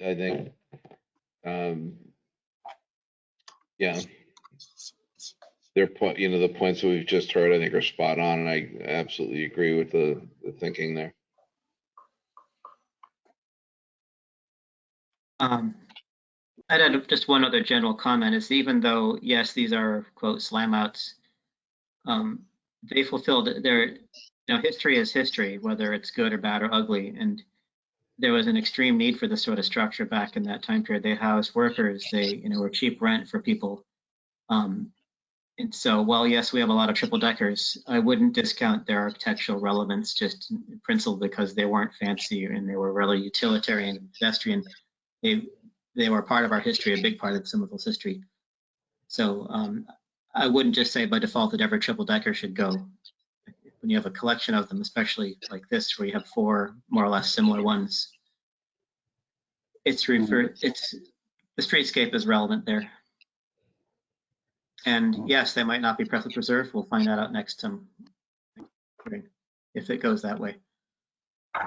I do find it slightly interesting when you look through the historic maps that 229 Tremont, which we're not talking about at the moment, was actually built significantly later than the 233 shows up on the 1895 Bromley maps, and 229 Tremont doesn't really seem to show up until, doesn't show up until the 1920s, but that could be anywhere in a 25-year period, I think. So the records are a little spotty in between those two. A resident found a 229 Tremont in 1902, so it was only a few years after. It's about 7-ish years between the two structures. Just sort of interesting that clearly they mirror each other, but they were built 7 years apart. So clearly, and then the whole creating a rhythm on the streetscape was part of the intent. Well, it mightn't have been the intent, but it's very easy to flip the plans over and not hire another. That's true. Sorry, Chair Parks.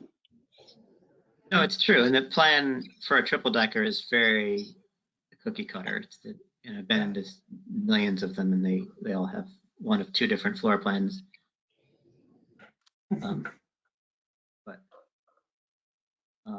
Okay. Well, sounds like I think we've spoken with everybody. Are we ready to with a motion on this? Sure. I'd like to present a motion that we declare 233 Tremont Street significant, historically significant. Second the motion. Okay, we have a motion by Mr. Bingham. Sorry? I believe we need to include the reasons in the. Well, they're the findings. Oh, right. That's your second vote. Yeah. Okay. Yep. Either way, we do finding. Yep. Okay, we have a motion seconded for historic significance, and all in favor, say yes. Yes. Yes. Opposed? Okay, we'll do a roll call. Mr. Falvey, Yes. Mr. Bingham, Yes. Mr. Shagnon, Yes. and I'll vote yes. And the findings, who wants to put forth some findings? Did it retain its form and massing, and the integrity of the structure, and that it's consistent with the streetscape of the triple deckers in the Tremont Street in that section.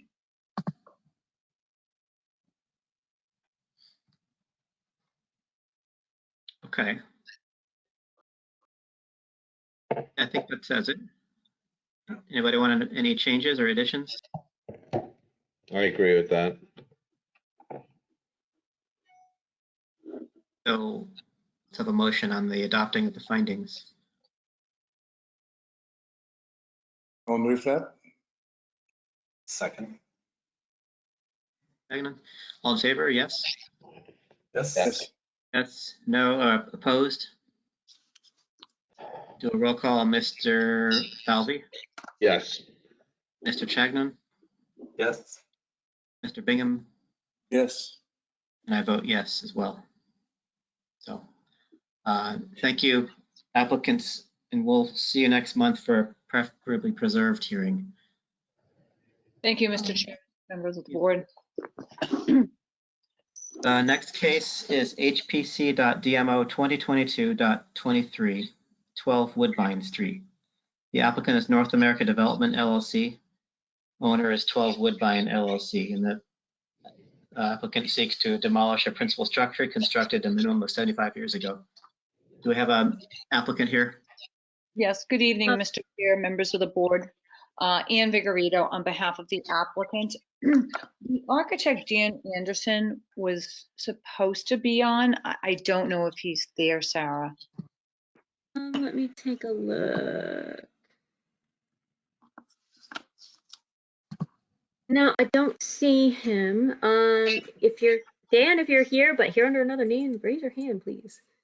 I don't see him, Ann, no. Well, I mean, that's okay. This is one, and I'll be brief because there may be some interaction between myself and the board and staff. So 12 Woodbine, Woodbine Street actually is a private way, and a lot of times to get acquainted with these properties, I do drive up the street and take my own pictures, you know, for my own well-being and understanding. Sometimes I walk the property. This property had started to be demolished.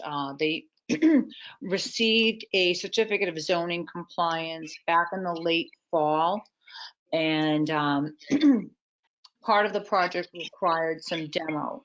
So, you know, I was not involved in the certificate of zoning compliance. You know, usually the first thing I say to any client, and I think Wendy and Sarah know, I say like, okay, you know, you look at how old is the building, and you know, HPC is generally the first stop, as we all know. But this particular applicant, they've done other projects, you know, and I think I'm not sure if they've had quite a few occurrences to have to come to HPC. I mean, they are an above board operation. They do a nice job. And when they did receive a building permit, they started doing the work. And you know, Sarah or Wendy will correct me if I'm incorrect, that I think they received a notification that they needed to come to the HPC, and they started the application process and then asked me to join in. So that being said, that's kind of the history of how we got here in a nutshell. And a couple of weeks back, I went out and I looked at the property, and I took some photos because it does appear, you know, when I did share them with staff. The original porch, which I think is in the report under the alteration, was like porches, had been removed already. And as I looked at other houses on the street, a few of them had similar somewhat types of porches. The houses on that street don't really seem to resemble each other. And further, there's quite a few projects going on. So there's a lot of, whether they were gut rehabs or demos and new construction, I'm not too clear on. I mean, it's just, Woodbine's a relatively small street, but, as I went through the report, there have been alterations to the structure itself with the addition of the porch and, obviously some windows and other things. I had gotten the original photos of the home and sent those to staff because if you look at it now, it doesn't have that porch, and it definitely, at first blush looks like there's been quite a lot going on there with modifications and alterations. So, and as I look through the report, I don't see historical significance as to anyone who may have lived there. And, our position is that this home is not historically significant. And like I said, I did share photos and other information and plans with the staff. So I will hand it back over, and, if you need me, I can always come back and, we can discuss any other questions or concerns. Thank you. Are there members of the public who'd like to speak about this case? For members of the public who would like to speak, please use the raise your hand function and I will call on you. Antonio, I think it's Furgieli. I apologize if I mispronounce your name.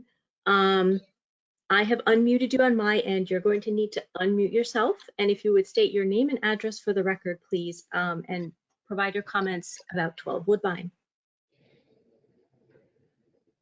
Go ahead, Antonio.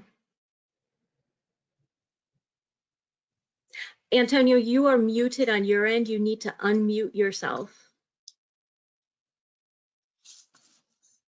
Antonio? Antonio, we can't hear you. All right, Antonio, I'm going to go on to the next person. And if you can figure out the muting and unmuting on your end, then I will come back to you. But I will let somebody else go first. And Ron Cavallo, unmuted on my end, and go right ahead. Yeah, Ron Cavallo, 70 Victoria Street, Somerville, and property owner and former developer in the city of Somerville. The first thing I want to say is I have absolutely no vested interest in any of the projects that I have discussed with the city. I no longer develop in the city. I make these comments because I feel they're important to make. And I also make these comments because I feel that the commission has been far too strict in the past and has hindered good and proper development. With that said, I am looking at this building on screen and I actually drove by it. I take the time to drive by as many of these as I can so that I can provide comment that I think is valid. It's important to drive by. And I see this building as having absolutely no value of any kind, with the exception of it as a site for a redevelopment, which would be a very good thing for the city. As I've repeatedly said, the city needs tax revenue for all intents and purposes. The city is bankrupt. Could never. Ron, yeah, right. Ron, could I interrupt you for a second? I'm sorry. Could you please stick to the actual nature of the building itself? We cannot, and they cannot take any of that into consideration at all. Finances, the city's purses, etc. You have to take those up with your counselor or another department. Well, I do think that they're valid, but okay, I hear you, and I will do my best to not reiterate what I've said a number of times, although I think it is of great importance. I see this structure as having no value. I see this structure except as a redevelopment site. I think this is an opportunity for the city to do the right thing and let the building go. There would be nothing lost. There would be a whole lot gained. And again, I repeat, I have no vested interest in this project or any of the projects that I've discussed. I also want to add that as I look at this structure, this porch, that was added onto the building is built in a substandard way. It has no foundation, it has no proper supports. This is a nothing building. Thank you. Are there any other members of the public? Let me see. I will go back through the list. And okay, Antonio, I have unmuted you and I need you to unmute yourself on your end. Can you hear me now? Yes. Okay, thank you for that. I want to just provide just my comments. I definitely take a kind of alternative view about 12 Woodbine.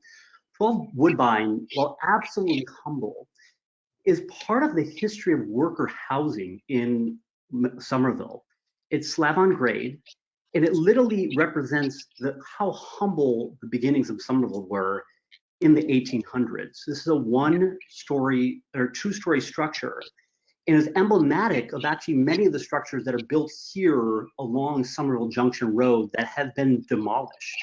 And so as we're losing multiple of worker housing on Woodbine Street, it absolutely is a loss of the historic nature of Somerville and the workers of Somerville.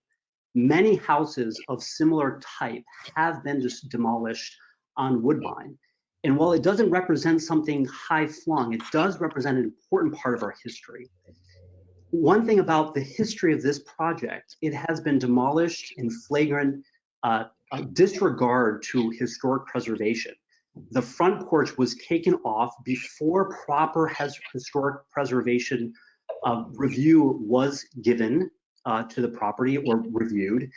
And then a subsequent round of demolition was done by the developer, a second round of flagrant disregard for the protocols of construction in Somerville before residents in the neighborhood had called the building department to stop this. So this board could actually look at the history and the significance of this project. So I do want to make it part of the public record that there has been multiple citations of a flagrant disregard of the historical nature of this project and disregard of the protocols of how projects get built in Somerville to destroy this small bit but important bit of housing in Somerville's history. And so I'm a resident. My name is Antonio Ferguoli, and I live on Center Street, which is an adjacent street to Woodbine. Could you give your address, please? Center Street, did you say? Central? Center Street. Center Street. And what's the address there? 16 Center Street, which is the adjoining street, small street, which connects to Woodbine. Yeah. Great, thank you. And I apologize for mispronouncing your last name earlier. No problem. All right, Mr. Chairman, I am looking to see if there are any other hands raised. And Jason Santana, I see your hand raised, but you're part of the development team. So, so you can speak with the development when the development team speaks. And let's see, Sarah Brunel, I've unmuted you. If you could unmute yourself on your end. Are you a member of the neighborhood who wishes to speak? You're self-muted on your end. You need to unmute yourself. Sorry, so Sarah's my wife, so I just had tried her computer. This is okay, so I'm fine. So we're good. So it's just you in two spaces, two spots. Okay, got it. All right, and let me see one more time. Meredith Porter. Meredith, I've unmuted you. If you could unmute yourself and please provide your name and address. Can you hear me okay? You're pretty muffled. 104 Josephine Ave. And I just had a question, point of information. Of essentially, this building has been demolished already. So I'm just wondering what the net result would be of a determination of historic significance in this case. I don't know if you could answer that question. And it's really a shame that this has proceeded in the way that it has proceeded thus far. That's all I wanted to say. And if you could just say a word or two, I'd appreciate it. Thanks. Okay, thank you. So essentially, I mean, Mr. Chairman, if you like, I could speak to Sure. that. Yeah. Or you could, okay. So even though a good portion of this building has been demolished, it was supposed to go through the HPC process to begin with for a determination of historic significance and preferable preservation if it got to that point. So what basically the commission will do is they will look at the building as it was before the unpermitted demolition occurred, and they will make a determination as to whether or not that building was historically significant or not. And then if they do, then they will come back at the next meeting and make a determination as to whether or not that building should have been preferably preserved had they followed the proper procedure. That is something that has been done on many buildings over the years in the past that have been demolished in part or in whole without permission. And so it is possible to put a demolition delay on what remains of the building and have the applicant engage in a memorandum of agreement process with the city, granted should the applicant choose. But if the demolition delay is imposed, it is an 18-month demolition. So that is what the HPC will be taking a look at tonight. Mr. Chairman, let's see. I don't see any other member of the public with their hand raised, and so you may close the public comment portion of the meeting for this case. Thank you. I'll close the public comment portion of the meeting. And we had, before we proceed, I think we had somebody from the development team who wanted to speak. Did I understand that correctly? So, yes. I believe so, yes. And then staff would also like to provide insight, if that's okay with you, after Mr. Santana is done. Okay, Jason, you are unmuted on my end. Jason Santana, if you could unmute yourself and provide your name and address and then your relationship with the project. Hi, my name is Jason Santana with North America Development, and I am the developer of the property, and we have hired Anne to assist us with this process. First and foremost, I'd like to leave on record that we have gone through all the permitting process that we're required to start any job. There has been no citations on any of our projects, on that project, I'm sorry. We have had zoning alliance.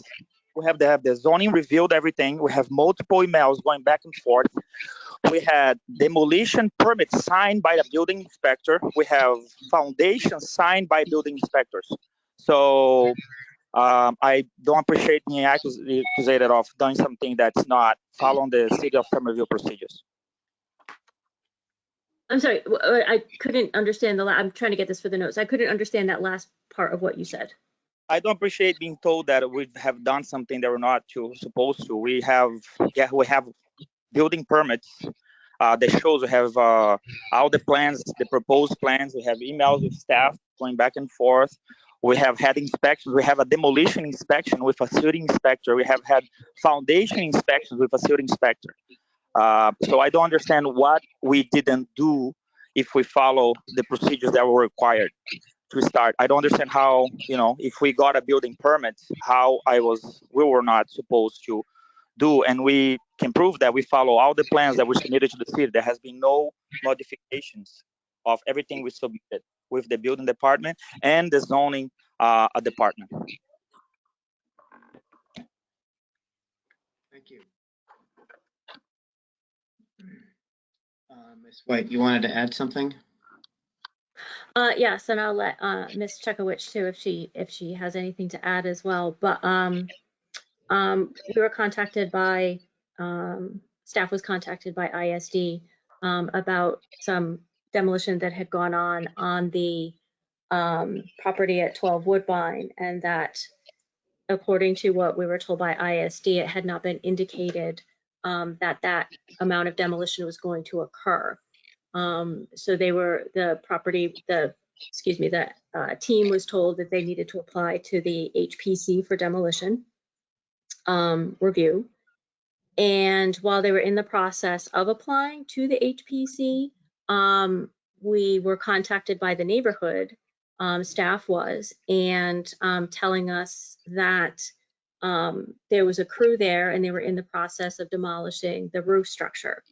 And within the course of just maybe about 3 hours on a Friday, the roof structure came down and the entire second floor came down. At that point, they did not have any permission to do that demolition. So hence they were provided, our understanding is that they were provided with a stop work order, and they needed to come forward and come to the Historic Preservation Commission to go through this process, which is a process that they should have gone through at the outset in order to demolish this building. So I can only tell you like where things are at from like up to the point where we got them and how we were notified. Whether or not they have a certificate of zoning compliance for your purposes is not relevant. Whether or not they have permission for a foundation permit for the HPC's purpose is not relevant. None of that is relevant. You just need to look at this from an HPC demolition review standpoint.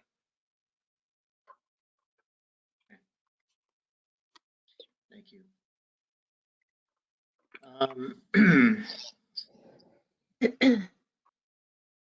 So, and by the way, and staff, I'm sorry, and staff has been in contact with ISD since this happened. And I was the staff member that let ISD know that I had been alerted by the neighborhood that this demolition was going on. So. I'm pretty sure that this meets the definition of demolition for our update to the delay ordinance. Well, I'll be honest with you, especially when an applicant is told that they need to go before the Historic Preservation Commission, and then I don't know if it's miscommunication or what it was, and then a team comes in and proceeds to demolish further. That just surprises me. Yeah. Especially one that's been doing a lot of work in town that should know the rules. So, you know, we have Woodbine Street, as we all know, had a great collection of these old worker houses that sadly are all going like dominoes. You know, there's plenty of precedent for this kind of building. This one's a little bit more recent than some of them, which date back to the 1850s and 60s, but it's still definitely of that type of house there.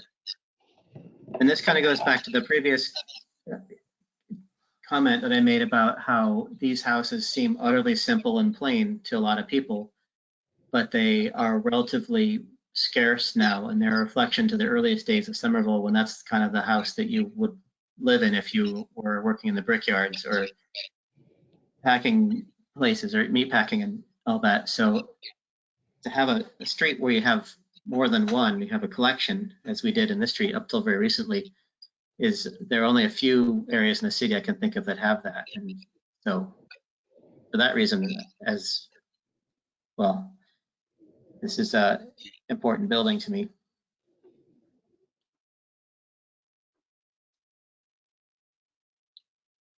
Mr. Chairman, Parks, do we know what the condition of the building is at present? The roof has been removed, as is indicated on page 9 of the staff report. Is this covered by a tarp, or is this protected? Has there been any further demolition from what we see in the staff report? Mr. Chairman, through you. So I don't know if it's been covered with tarp. It is supposed to be secured from the weather. And if it hasn't been, it needs to be.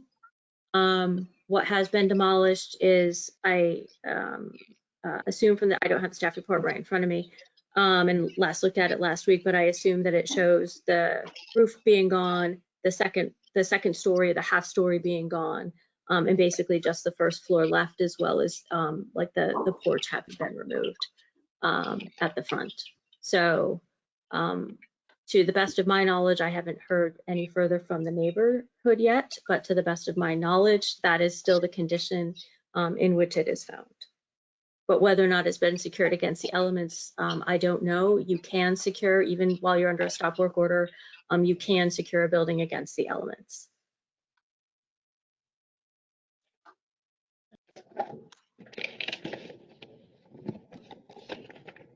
Did that answer your question, Mr. Bingham? It did. It does concern me that we've seen several of these extensive demolitions that have been unauthorized. You're going to see another one next month too. And these typically come about by contractors who are aware of the regulations within the city. I was wondering if staffers on an ISD were taking any steps to sort of prevent this from happening. Mr. Chairman, if I could through you, I can't speak on behalf of ISD. I don't know, but from a staff perspective, from a planner staff perspective, there's very little that we can do because we don't have enforcement authority as planning staff. ISD does. But ISD does, correct. So when we're alerted that there's an issue, then we get in touch with ISD. So, and I do have confirmation that when I did write to them, they were sending out an inspector that very day, which they did. So that's fortunate. I think what is unfortunate is that there is not enough staff in ISD and not enough staff in planning to keep on top of these things, even sometimes to field the calls when they come in. So I think that that is very unfortunate.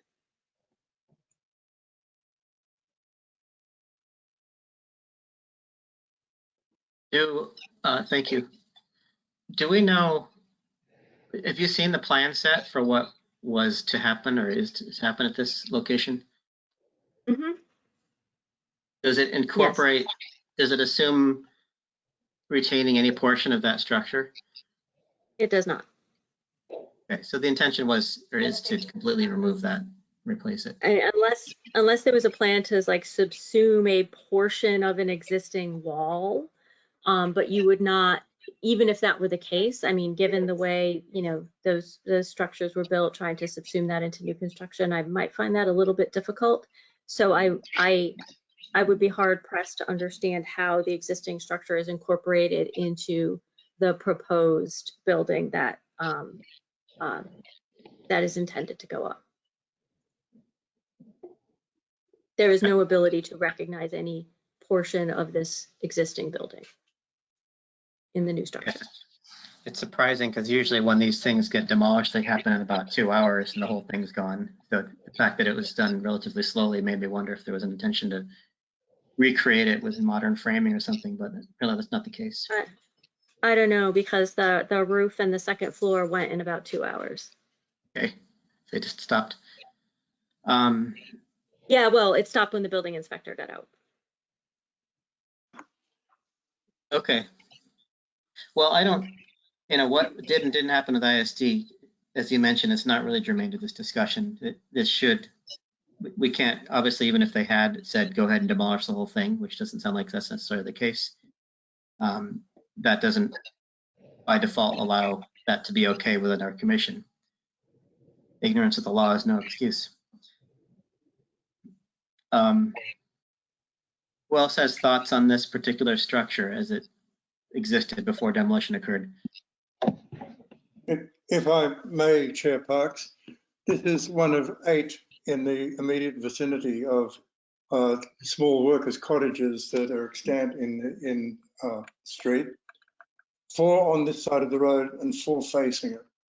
And they're all reasonably sized. Several of them had similar front porches to what this one had, but they're all on similar sized lots and they're all similar sized buildings. So it's one of a clutch of 8.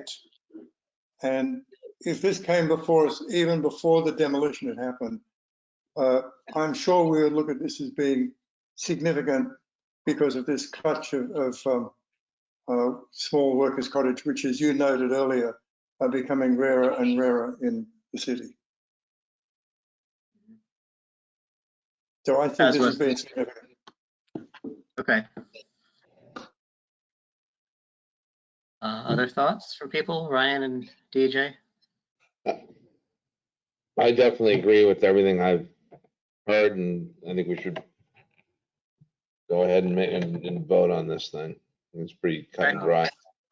Yeah, I'd say the same. I mean, I know Woodbine Street very well. My kids were at a daycare down the street, and so I've walked it a whole lot of times. And the little workers' cottages all really do sort of harmonize together as as a clutch, as Mr. Bingham put it.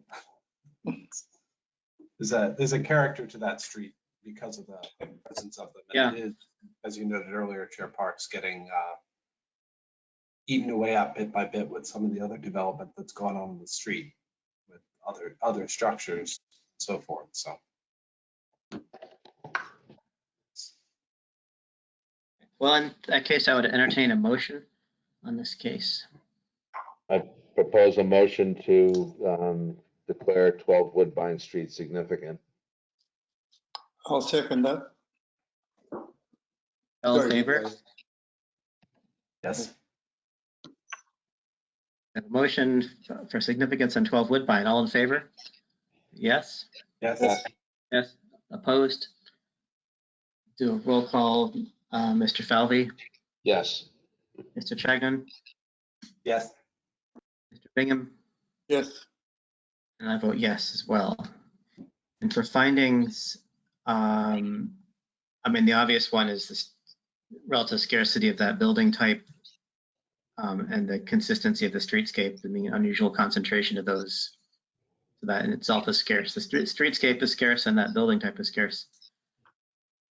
And its association with the early factory, the workers of Somerville, late 19th century. Right. And broad social history of the city during that time. Yeah.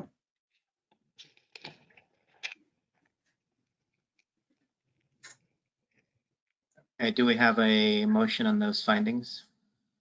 I move to state those as the findings. Second that. All in favor? Yes? Yes. Yes. Opposed? Okay, there we have 12 Woodbine, which will come back next month for preferably preserved hearing. I'm sorry, Mr. Chairman, you need to do a roll call vote on the findings. Oh, did I not? Oh, okay, yeah. Okay, roll call. Mr. Falvey. Yes. Mr. Chagnon. Yes. Mr. Bingham. Yes. And Mr. Parks, Chair Parks votes yes as well. So that's 4-0. Oh. All right. Thank you, applicant. We'll see you next month.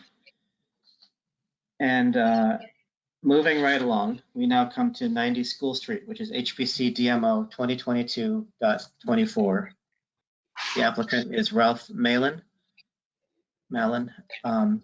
The owner is the 90 School Street Realty Trust. The applicant seeks to demolish a principal structure constructed a minimum of 75 years ago. We have an applicant for this project. Yes, good evening, Chair Parks, members of the board, Attorney Ann Vigorito.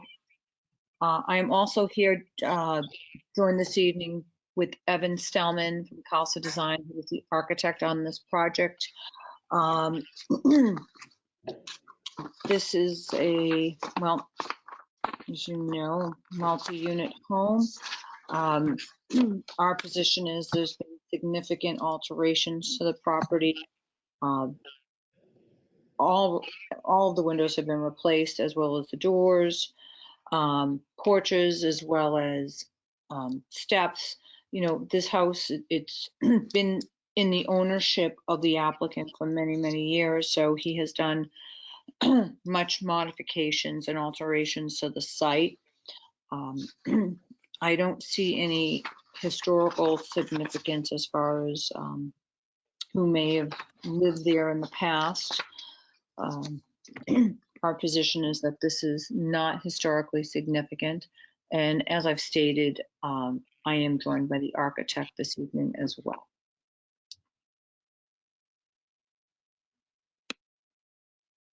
Thank you. The architect is welcome to speak. We don't, just a reminder, at this stage, we don't really evaluate the significance in relation to what might be proposed so much. It's sort of like a snapshot of the building as it is, but if the architect would like to speak, you're welcome to. Yes, this is Evan from Casa Design. I don't have a proposed design now, but I'm happy to hear what the pleasure of the board is. Thank you. Thank you. Are there members of the public who'd like to speak about this project? For Any member of the public who would like to speak on the project, please use the raise your hand function. All right. And Ron, I am unmuting you. If you would give your name and address, please. Ron? Oh, yeah, I'm Ron? sorry. Yeah, Ron Cavallo, 70 Victoria Street. I want to start with a clarification. Is this the double bay 3-decker? I didn't actually see this property. I'm looking at it online and it looks like it's a double bay extra wide 3-decker. Yeah, I think that's it.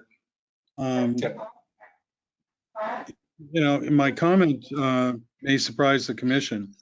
Position like the Tremont Street properties, which I think are horrible, I consider this structure as having significance. It's an extra wide double bay 3-decker, and it looks like it's not being maintained. And it's consistent with the streetscape, from what I can tell. Seems to be a good building. Actually, what I think is a custom built 3-decker. And there aren't a whole lot of them that have double bays. But I think this is a good building. And I have no idea what the development proposal is for this, but this is one case where I think it would be a loss to lose it. You know, I have very specific ideas about the prior conversation. And I think the public needs to know that I'm referencing the prior project, that, you know, there were violations, which I think is significant to me. But in this case, I think this is a good building. And I think that it is somewhat unusual.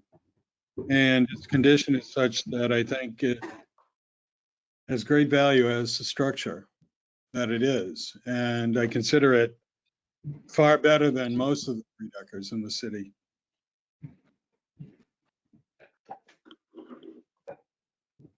It's the end of my. Okay. Okay, thank you. All right. Anyone else who has a comment to make on 90 School Street, please use the raise your hand function. And I don't see anyone else. Mr. Chairman, you may close this portion of the meeting about 90 School. Okay, I've closed the public comment portion of the hearing for 90 School Street. And we'll open the discussion up to the commission. Who wants to weigh in first here? Well, I can start off, Mr. Chair. I look at this building and I agree with Mr. Cavallo, and I notice that its form and its massing are intact.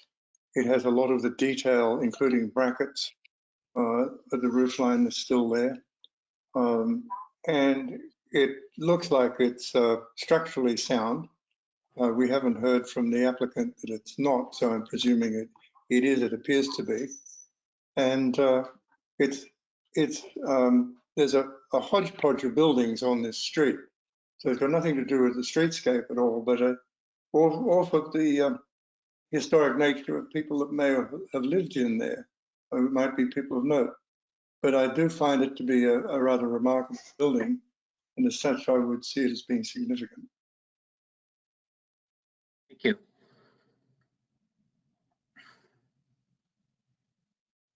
Other thoughts? I agree with Mr. Bingham's opinions as well as Mr. Cavallo's. I think it's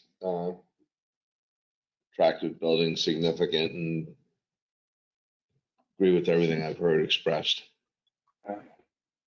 I would agree. It retains, you know, so much of the, I mean, while some of it's been wafted, it retains so much of the architectural character, presumably from the original.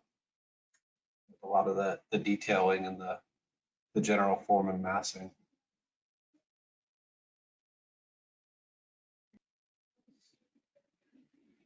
I would agree entirely. But for the siding, which was actually done in a way that preserved more detail than you sometimes see, and the windows, It's great. It's got the cornice with all the brackets and the dentils, and the has its old porch out in front, largely intact, the railing and parts of it. But you know, you could probably find other buildings like this in Somerville. I'm sure you could, but there are not a lot of them, and not always this well kept. So I would concur about significance for this. Yeah. The massing of it's basically unchanged since the 1930s at least, whenever it went up, which was probably the 19 teens. I'd like to propose a motion that we declare 90 School Street significant. Thank you. Is there a second? I'll second that. Okay, seconded by Mr. Chagnon. All in favor? Say yes. Yes. Yes. Opposed? And I'll do a roll call. Mr. Falvey, Yes. Mr. Chagnon, Yes. Mr. Bingham, Yes. and I vote yes. And for the findings, I guess I would, the primary is that it's a very well intact example of a double bay, triple decker, let's speak officially, duplex, attached, what do you call this in zoning? The attached triple decker? So in zoning, it's called an attached triple decker. However, that's zoning.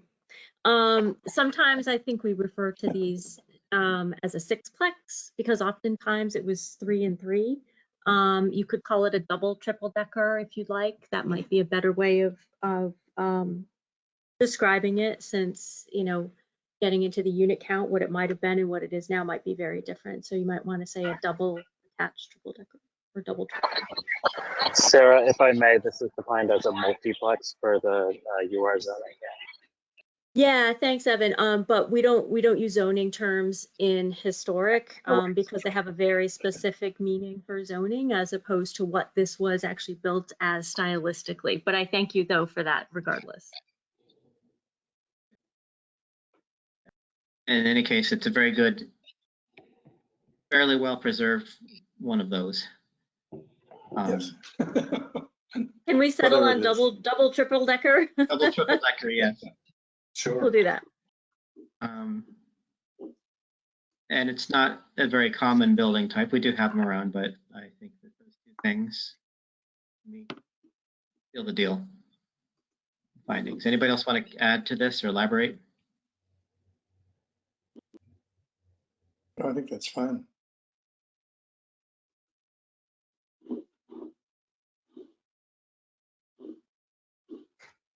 I move that we accept those as the findings. I second that. Favor, yes? Yes. Opposed? Yes. The roll call, Mr. Falvey, Yes. Mr. Chagnon, Yes. Bingham, Yes. and I vote yes. So that's it. We'll see you again next month for a privately reserved hearing. Thank you, Mr. Chair, members of the board. I'll see you in a few more minutes. Thank you.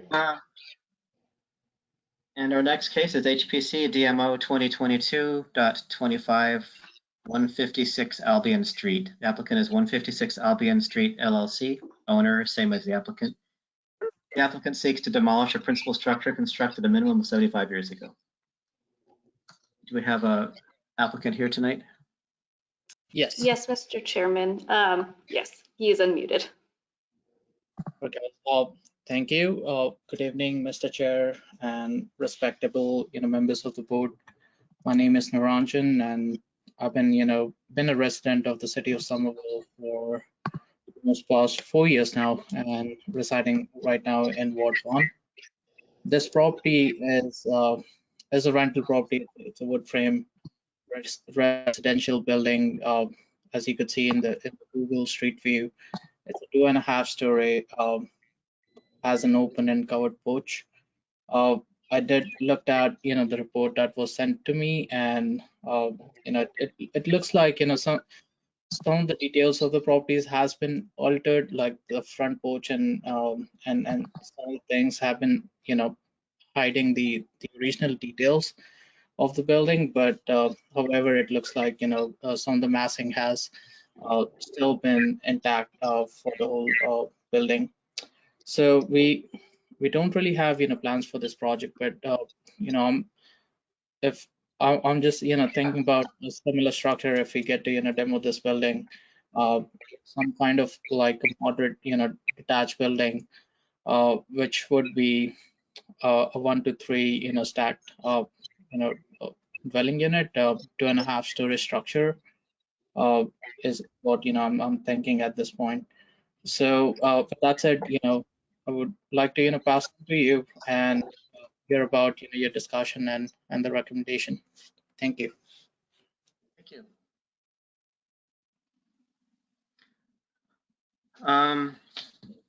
Are there members of the public who would like to speak about this project?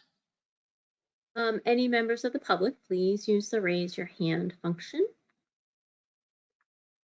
And I see no one. You may close the public comment portion.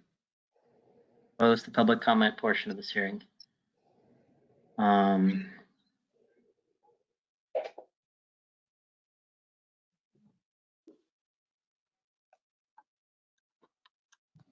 Who wants to start here?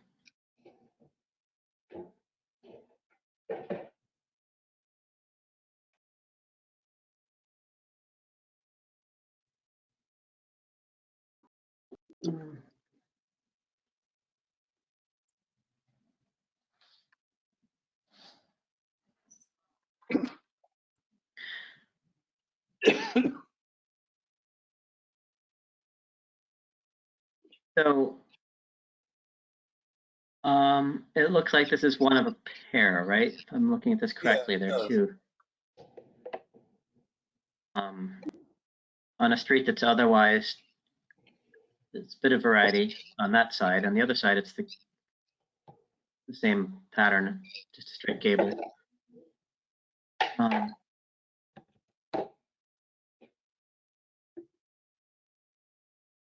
It's definitely one of a pair, Chair Parks, because of the orientation of the I don't know what you'd call it, the front gable that comes out from the front facade.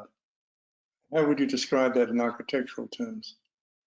I call it a corner bay, but I don't know if that's really the corner bay. Official. What does staff have any more precise terms for that? Mr. Chairman, no, that is what it could be best described as. Well, the one on the left is exactly the same, so it is one of a pair. I'm looking at it in the street view. I imagine they're built together by the same developer. I would imagine so. Yeah. Probably using the same plans from the same architect. Yeah. Interesting to look at the modifications that, this one has a somewhat peculiar placement of a window. The other one had, but on the other hand, it's more or less, its mass seems to be completely intact. They both have that same dormer on the left. Yeah. That was built into it.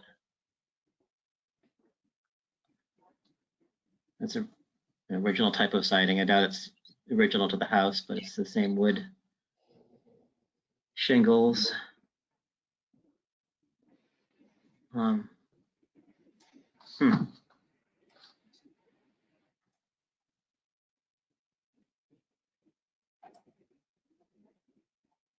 Yeah, it looks like it's lost a little bit of the dental molding and so forth that the other one had if it had them originally, which probably it did.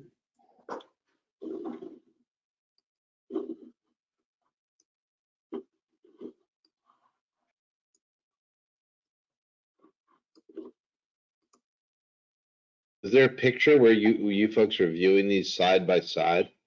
I just went Google Earth. Oh, okay. Okay, so it wasn't handed out. Making a virtual walk down Albion. Got it. Trying to get a sense for how it fits into the overall picture.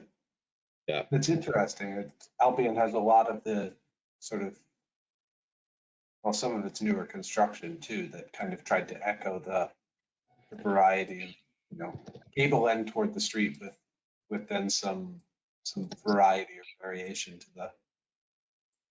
the massing a little bit Yeah. going on. Even the two newer projects that have gone in have sort of picked up a little bit on that, which is kind of nice to see. Always get that. I'm sort of, I guess I'm on the fence on this. I respect that it's part of a pair like that. The style, on the other hand, is not. I mean, there are a number of these corner bay, not a lot, but you see them around. Yeah. Yeah, it doesn't leap out at me, you know, particularly other than that there are two of them built. You know, if they'd been separated by 3 or 4 lots, it wouldn't even quite feel as much like twins. We have had others cases where that was enough to make it significant, where we had two side by side, but they tend to be maybe a little bit less common that way. Right, a more distinctive architectural style that's.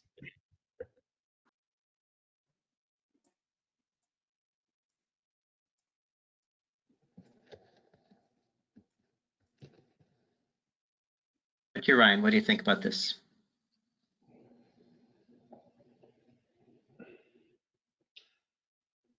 Mr. Falvey. Yeah, I like the, yeah, I'm having a hard time, I guess.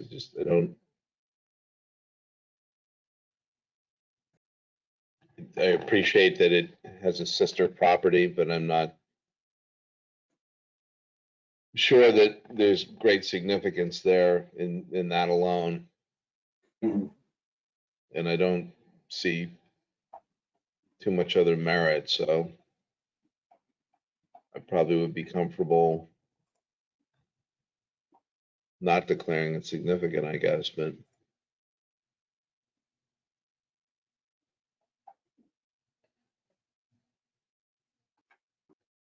yeah, I don't feel it has the merit, like the property that we just looked at in the cluster of the homes, the workers' cottages, for example. I don't feel as though it has that sort of a historic connection that's been established, but unless I'm missing something.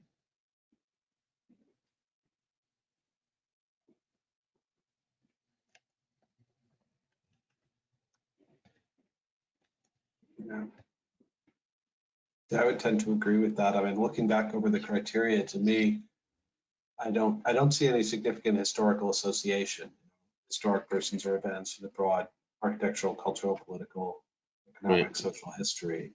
And, you know, that, is there anything specific to this? I mean, that the only real architectural significance I see to it is it's the very close twinship with the property next to it. And like Eric said, it's not the only one that's sort of like this in the city. Would we lose anything if this were to go? I don't know that we would.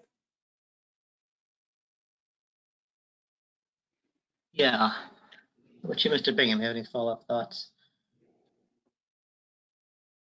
Well, this side of the street that this is on is kind of interesting because there's a sort of an eclectic grouping of different houses, and this is one of a pair. So from my perspective, I like that it's one of a pair, and I find that to be quite unique in the city. And I also, in looking at it, its massing and form seems to be pretty consistent, and the integrity of the building seems itself fine. So I'm erring in favor of it being declared significant, Chair Parks.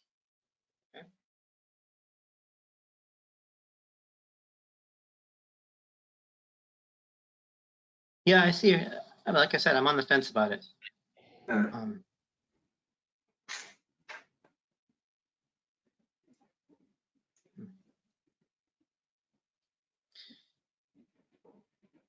with all due respect, there are no fences on the property, Chair Parks. And I'm on the curb.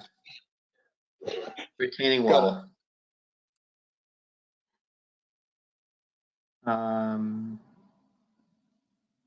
I'll choose a better metaphor next time. Sorry. It's quite.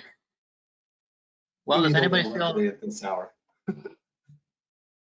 Should we go to a vote and just see how we feel? And we kind of discussed it. I'm not quite sure how I'm going to vote, but it. Carpe diem.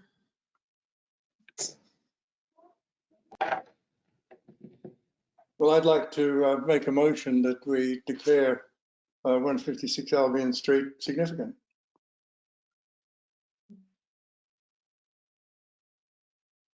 There a second?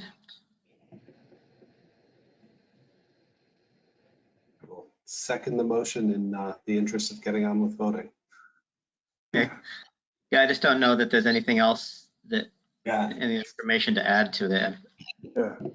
Unless staff had anything particular to add beyond what was in the report. Mr. Chairman, through you, staff has no additional comments. Kind of figured. You'd have spoken up if you did. Okay. In that case, all in favor of voting on the motion put forward by Mr. Bingham, vote, say yes. Yes. All opposed, say no. No. No. And let's do a roll call. Mr. Falvey, No. Mr. Chagnon, No. Bingham. Yes. I'll stick with my no. So there we have it. Thank you, applicant. Mr. Mallon. Mr. Chairman, Yeah. you need to make findings on the vote. Oh, yeah. See, I'm losing my mind here. Okay. Well, the findings, since that was the no vote that carried, so we would make findings in our camp, my guess is that it did not, was not significance. Oh, did I interrupt somebody? No, go ahead. It did not have significance in a streetscape. Was not a significant architectural, how to say, it's not a significant representation of that architectural style. Yeah, Lacked an association with an important architectural person, or not, historical, how do we phrase that? Did not appear to have any important historical association or architectural significance on its own merits or within the broader context of the streetscape.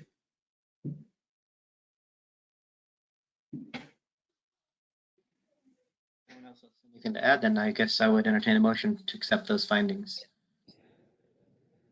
So moved. Second.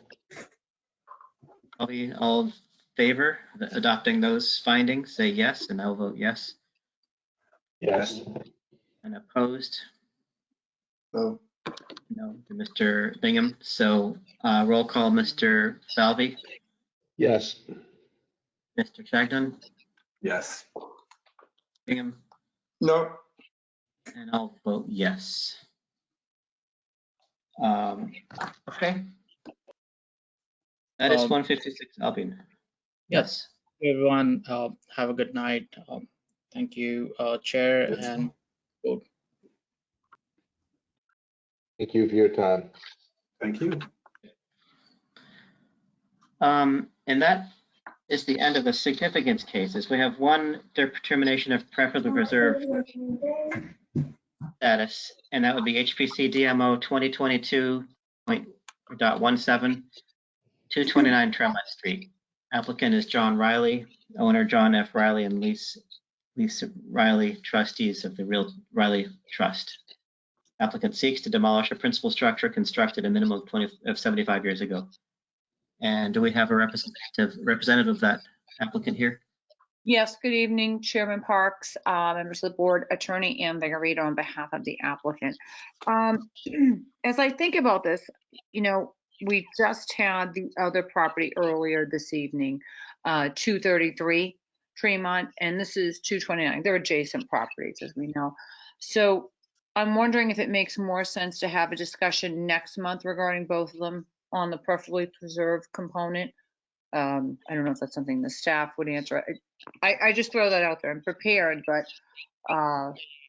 thinking in hindsight, it may be easier to talk to them as a group as opposed to individual. That works. You'd have to continue it, I believe. The staff could correct me if I'm wrong. Yes, Mr. Chairman. Okay. I mean, it makes sense that I believe that the rationale for one will apply to both properties, and they're both part of the same proposed development. So until they're both gone, nothing's happening, I assume. That would be correct. Okay. Mr. Chairman, if I could really quickly through you, just a point of note is that you would have to call each of those properties up separately and vote on them separately. You wouldn't be able to discuss them and vote on them together as a cluster, as a duo. So you can definitely continue it, but you would have to call each one up separately and vote on each one separately. You can certainly discuss the relationship to each other separately, but they are two separate cases, so they would have to be called up separately next month and voted on separately. No, that I understand that, Sarah. Okay. I just might make sense, even though they'd be called separately. I mean, I'm assuming they'd be called probably one right after the other, and it might make, you know, sense because we'd probably go from one thought to, you know, a very similar thought. Yeah, we could take them, if they're not in order in the agenda, we could take them out of order and just agree to hear them both at the same time. That's correct. Okay. That works for me too. Vote on the continue if the applicant's attorney is agreeable to continue, which obviously she is. You would just vote to continue it to the next meeting, the July meeting.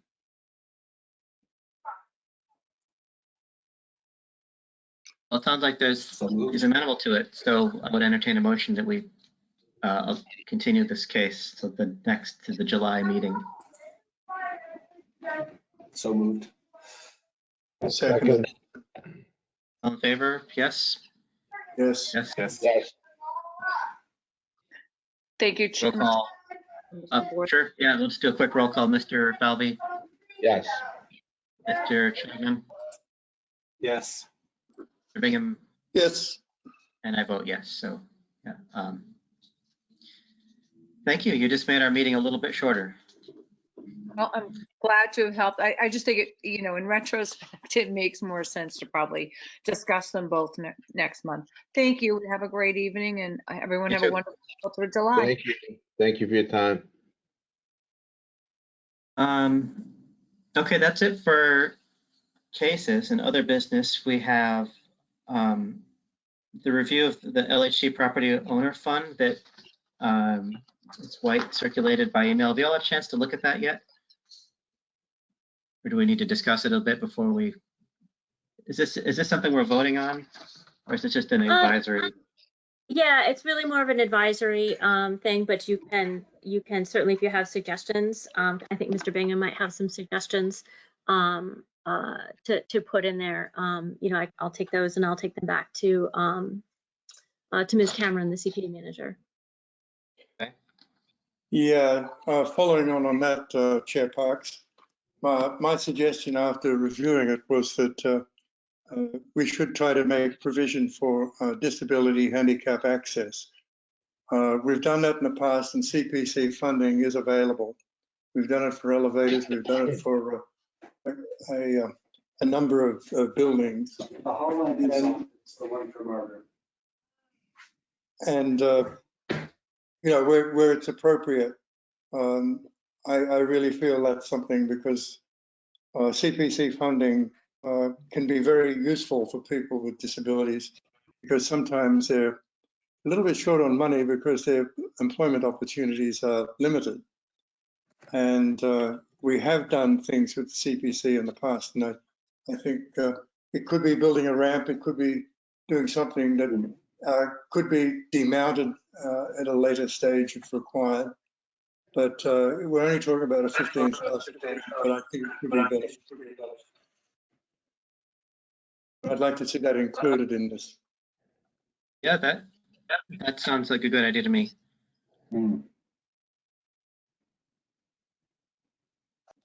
I read it and didn't see any glaring. I was wondering if we should add a reference to window restoration. I mean, it's kind of assumed from the text, but I wonder if we should add that to the for examples, since that's kind of a common issue people have. Doesn't it?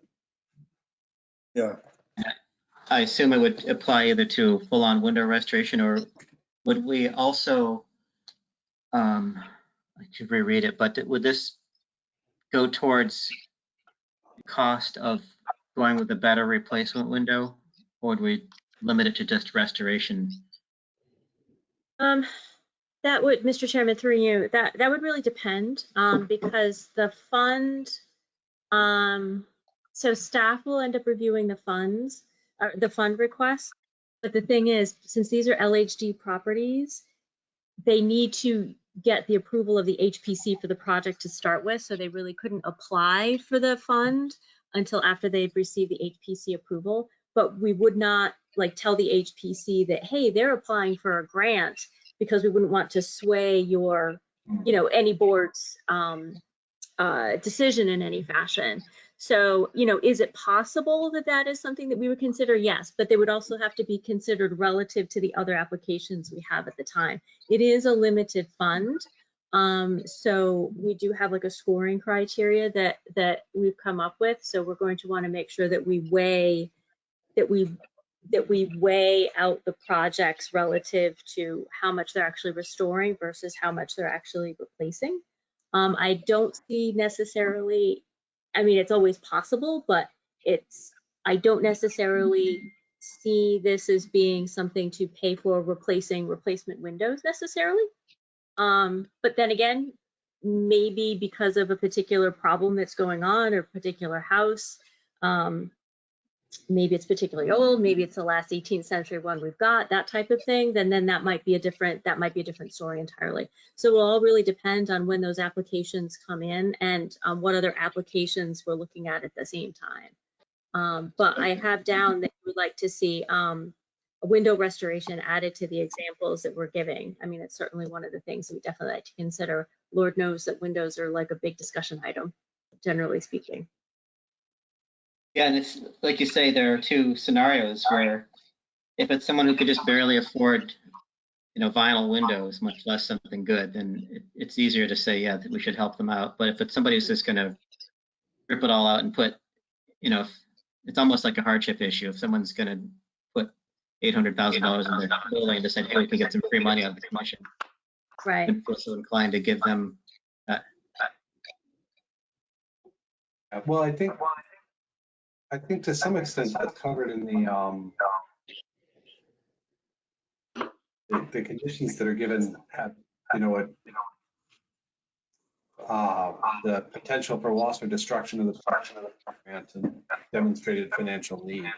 Financial needs are different, but whether it would be subject to a lower quality repair or removal without the grant is one of the criteria that's in there. Right. Yeah, the chart has that as a criteria. Okay.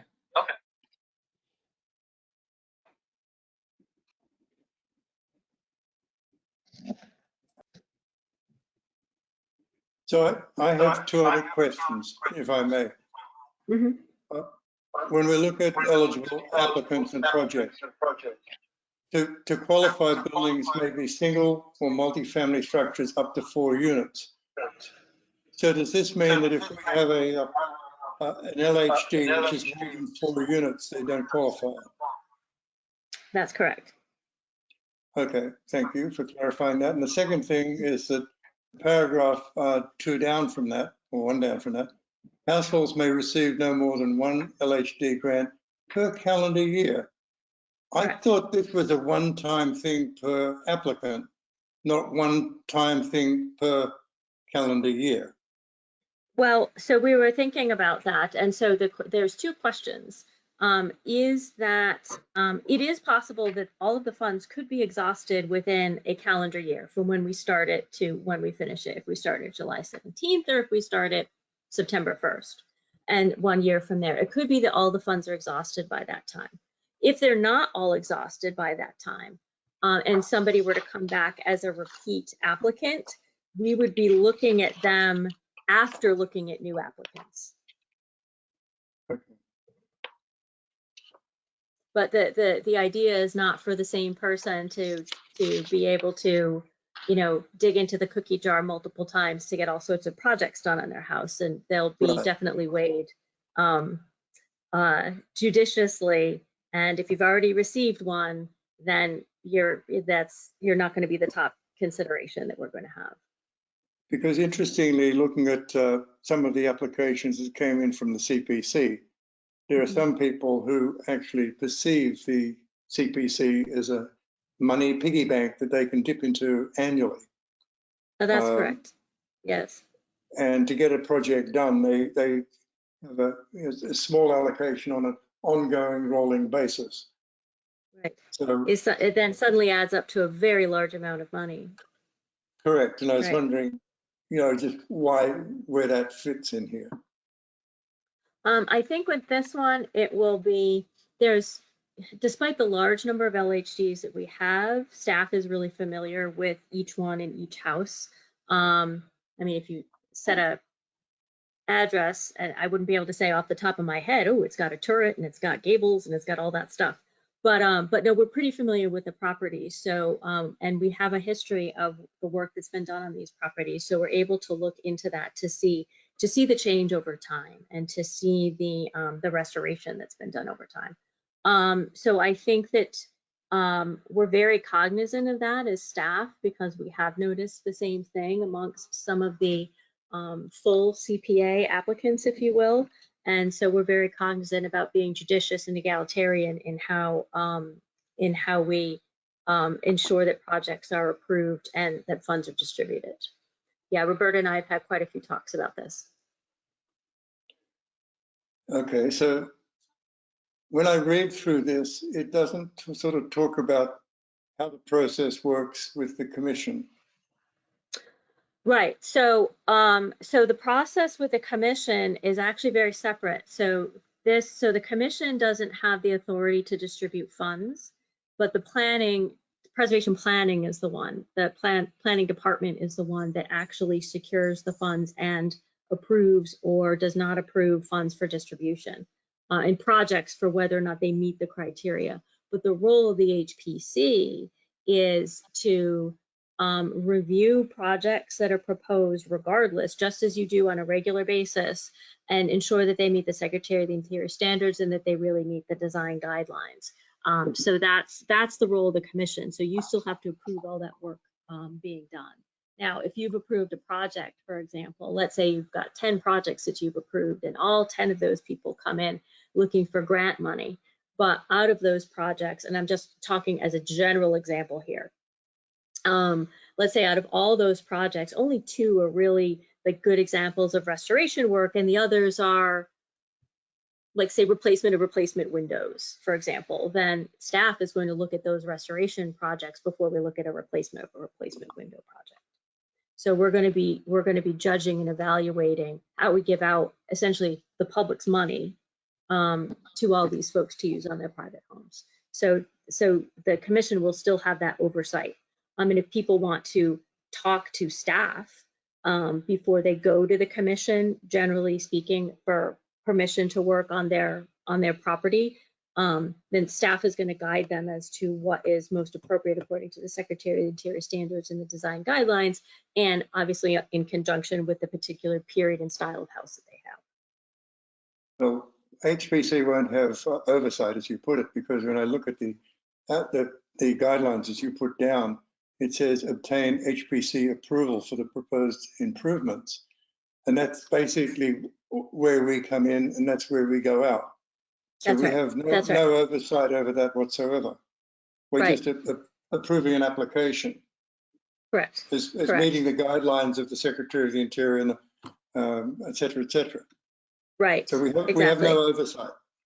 We're Right. just in Right. approval, historic Right. You approval. have the right. You have the approval, and not so much like, you know, if somebody were to come in and say like, hey, I'm applying for a grant, approve this. Like, it's like you have to you approve blind essentially. And ultimately Roberta will be managing the whole grant distribution process, the reimbursement, all that stuff. Thank God. Yeah, so she'll handle all that. Now, one of the things that staff also has to do that we do with the projects that go before you now is that there's a condition that states they need to get in touch with staff X number of days before their final walkthrough from ISD, et cetera.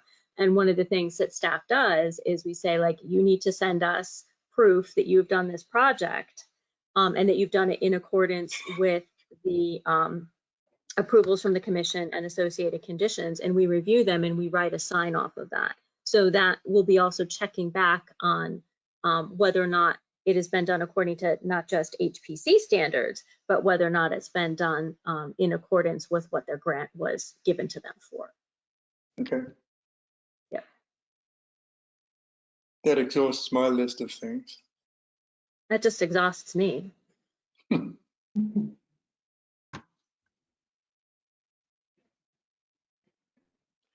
glad to see this coming to fruition at last. It has taken a few months, hasn't it? Oh, one or two. Get us more staff. That would be really helpful. Probably less We meetings should- and more action. Yeah, exactly. Okay. Any of the other commissioners have any questions? Well, it seemed pretty straightforward and clear to me.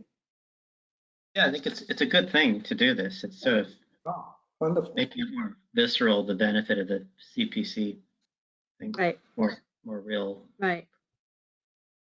You know, and at a smaller level too, instead of, it's not necessarily always just the big projects.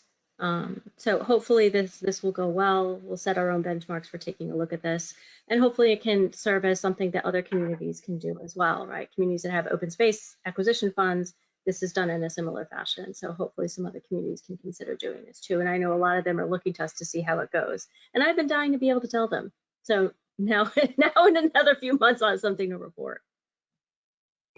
My mother-in-law lives in Tallahassee, and she lives in a historic district, and there they have they had something like this. I don't think it was through a community, their version of the CP whatever, but I think it was going to foot the bill, the incremental price difference for her to go with a higher quality wood window over the vinyl windows that she was going to do. That's how it was structured there. Good. Well, it's nice to see. I'm hoping it'll be very successful, and I am very pleased to have a colleague in Roberta to work on this with. And Roberta is very good. She's good value. Yes. Yeah. She's very, very good. Yeah. Very, very capable lady. Absolutely. Absolutely. A little too quick on the meeting invites, if you ask me, but you know. One question I have for you, you're exposing yourself to extra work here because you got for questions about eligibility, please contact Senior Planner Sarah White at swhite at Somerville. Instead of going to historic at somervillema.gov. Yeah, and the reason we did that is because so we kind of want to keep the historic at, in this case, separate to predominantly cases in casework, like demolition cases, alteration cases, because honestly, there's so much that comes through there. The volume is astronomical, so we don't want anything to get lost in the shuffle, or Wendy in particular, who has to do a lot of monitoring of it, you know, getting caught up in having to look at that first. So I end up being the point of contact for that. There is a possibility too, I might be able to sweet talk IT into creating a separate email address, but we'll see. Yeah, I was just curious because you're painting a big target on your chest.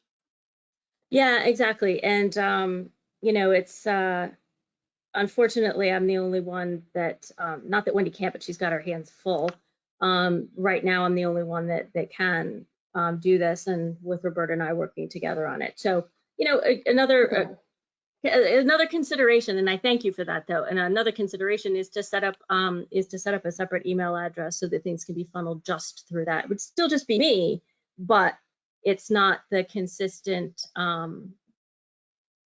guess, pounding of the same person. When I say that, meaning like the bombardment of all the emails coming in, and trying to siphon those off from all the other things that I have going on in that same email address. That's a good point. Roberta and I shall talk, and I'll be quick on the meeting with her on that one.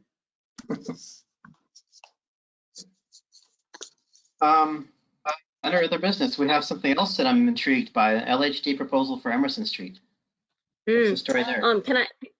So Mr. Chairman, if we could, before we get to that, could I ask the board, the commission to take a vote, you know, just saying like, you know, yeah, for staff, to continue on, you know, with the guidelines. So with the proposed, yes, thank you. With the proposed guidelines, you know, you'd like to see your suggested amendments to it, and to go ahead and proceed and move forward and start getting this launched. You could say what she said if that suffices as a motion, or if you want to change it, go right ahead. That. Well done, BJ. You know, second there, all in favor? Yes. Yes. Belvy? Oh, you're off. That's all right. We saw him say yes. Yes. Flip red. Mr. Bingham? Yes. Mr. Chagnon? Yes. And I vote yes. Honor did that. Yeah, what's with Emerson Street? What's going on there? Yeah, so this was interesting. So I spoke with the ward counselor who had been contacted by some residents of Emerson Street. And I have since spoken to one of those representative residents, and they are interested in becoming a local historic district. So they are proactively reaching out to have it done. It's 8 Emerson. I want to say it's 2 and 3 Emerson. I can see it in my head, but it's so late. I can't remember. So there are 3 properties. They've already been surveyed. They would be properties that we would be considering as part of, if I recall correctly, as part of the larger Union Square Local Historic District. And they're interested in doing that. So I wanted to bring that up to all of you. And I wanted to see if you would authorize staff to prepare and submit a preliminary study report for these properties on your behalf. Yeah, enthusiastically. Yes. Speaking of little worker houses, that's, I remember when we walked that to include it in the Union Square district, that was really at risk. That's sort of like along the lines of, what is it, Allen Street across the way where they're losing all those. It's essentially pretty much gone. Yeah, exactly. Yeah. Right, because you have like Emerson and Newton right next to each other. Yeah. There is one historic district abutting Emerson Street. Isn't there one house at the end on the cross street, I believe? Probably, I just can't picture. Okay, I mean, this would be resolved, but it's possible that could just be expanded into a larger district that includes these. If there's an existing one that's nearby, I would rather see it expanded. Yes, exactly.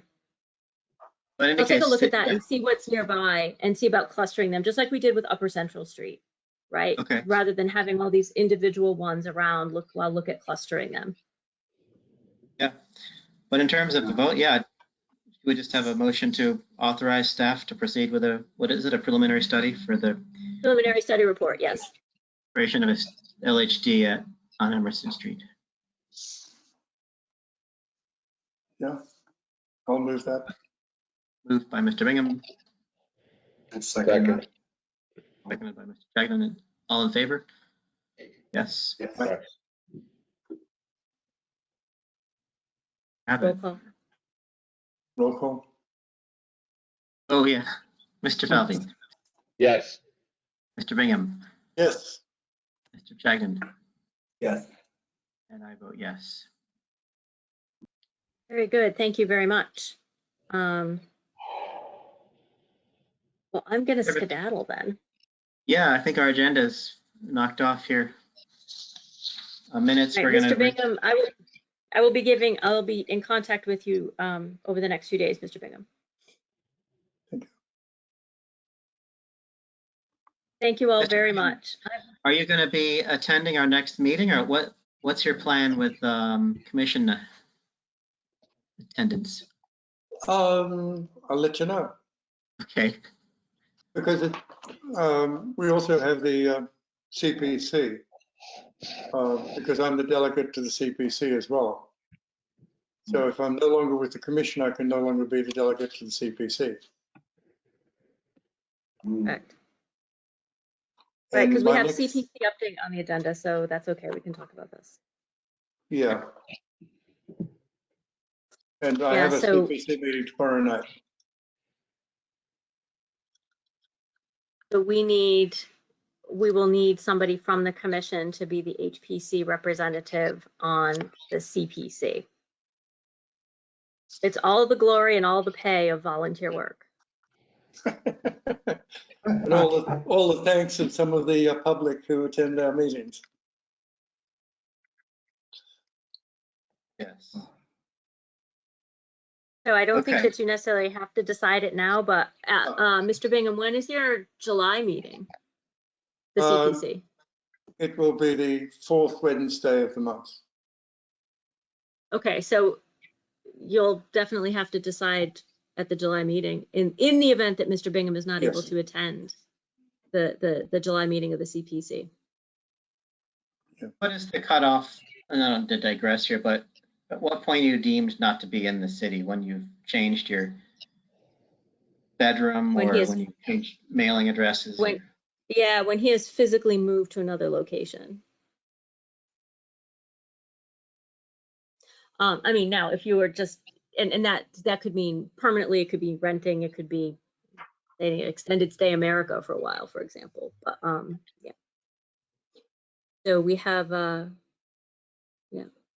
Well, at this point in time, we're looking at a place in Cambridge down near Central Square, but you know, that could change in a heartbeat.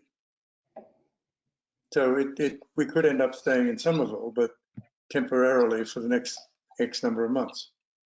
Mm-hmm. But I'm still going to be traveling extensively over the next 6 months. Yeah, right.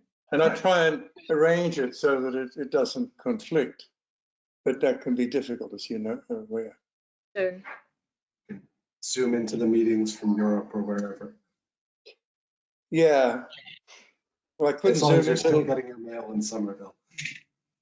the April meeting because I was at sea between Sardinia and Malta. So, yeah. It's not too bad. You might have a certain member of the public who'll be standing outside your house with binoculars to confirm the minute you leave too. Elaborate. Yeah. Mr. Falvey will become aware of it pretty quickly because Mr. Falvey's organization is going to be moving us. Oh, cool. Thank you. We're honored with the responsibility. Wouldn't do it with anybody else, Mr. Falvey. You're the best, Alan. Well, the reason we're doing it is because you're the best. We'll take good care of you, you know that. Are we all done here now, or? Yes, we are. We're just lingering. Motion to adjourn? Make a motion to adjourn the meeting. Seconded. Bingham, all in favor? Yes. Yes. Yes. Opposed? Mr. Falvey? Yes. Mr. Bingham? Mr. Chagnon? Yes. I vote yes. So, thank you all. Great. Thank you, Sarah and Wendy. Thanks all. Yes. Thank you. See you all. Thank you. Good job, staff. Thank you. Thank you. Bye. Thank you. Later. Bye-bye. Bye.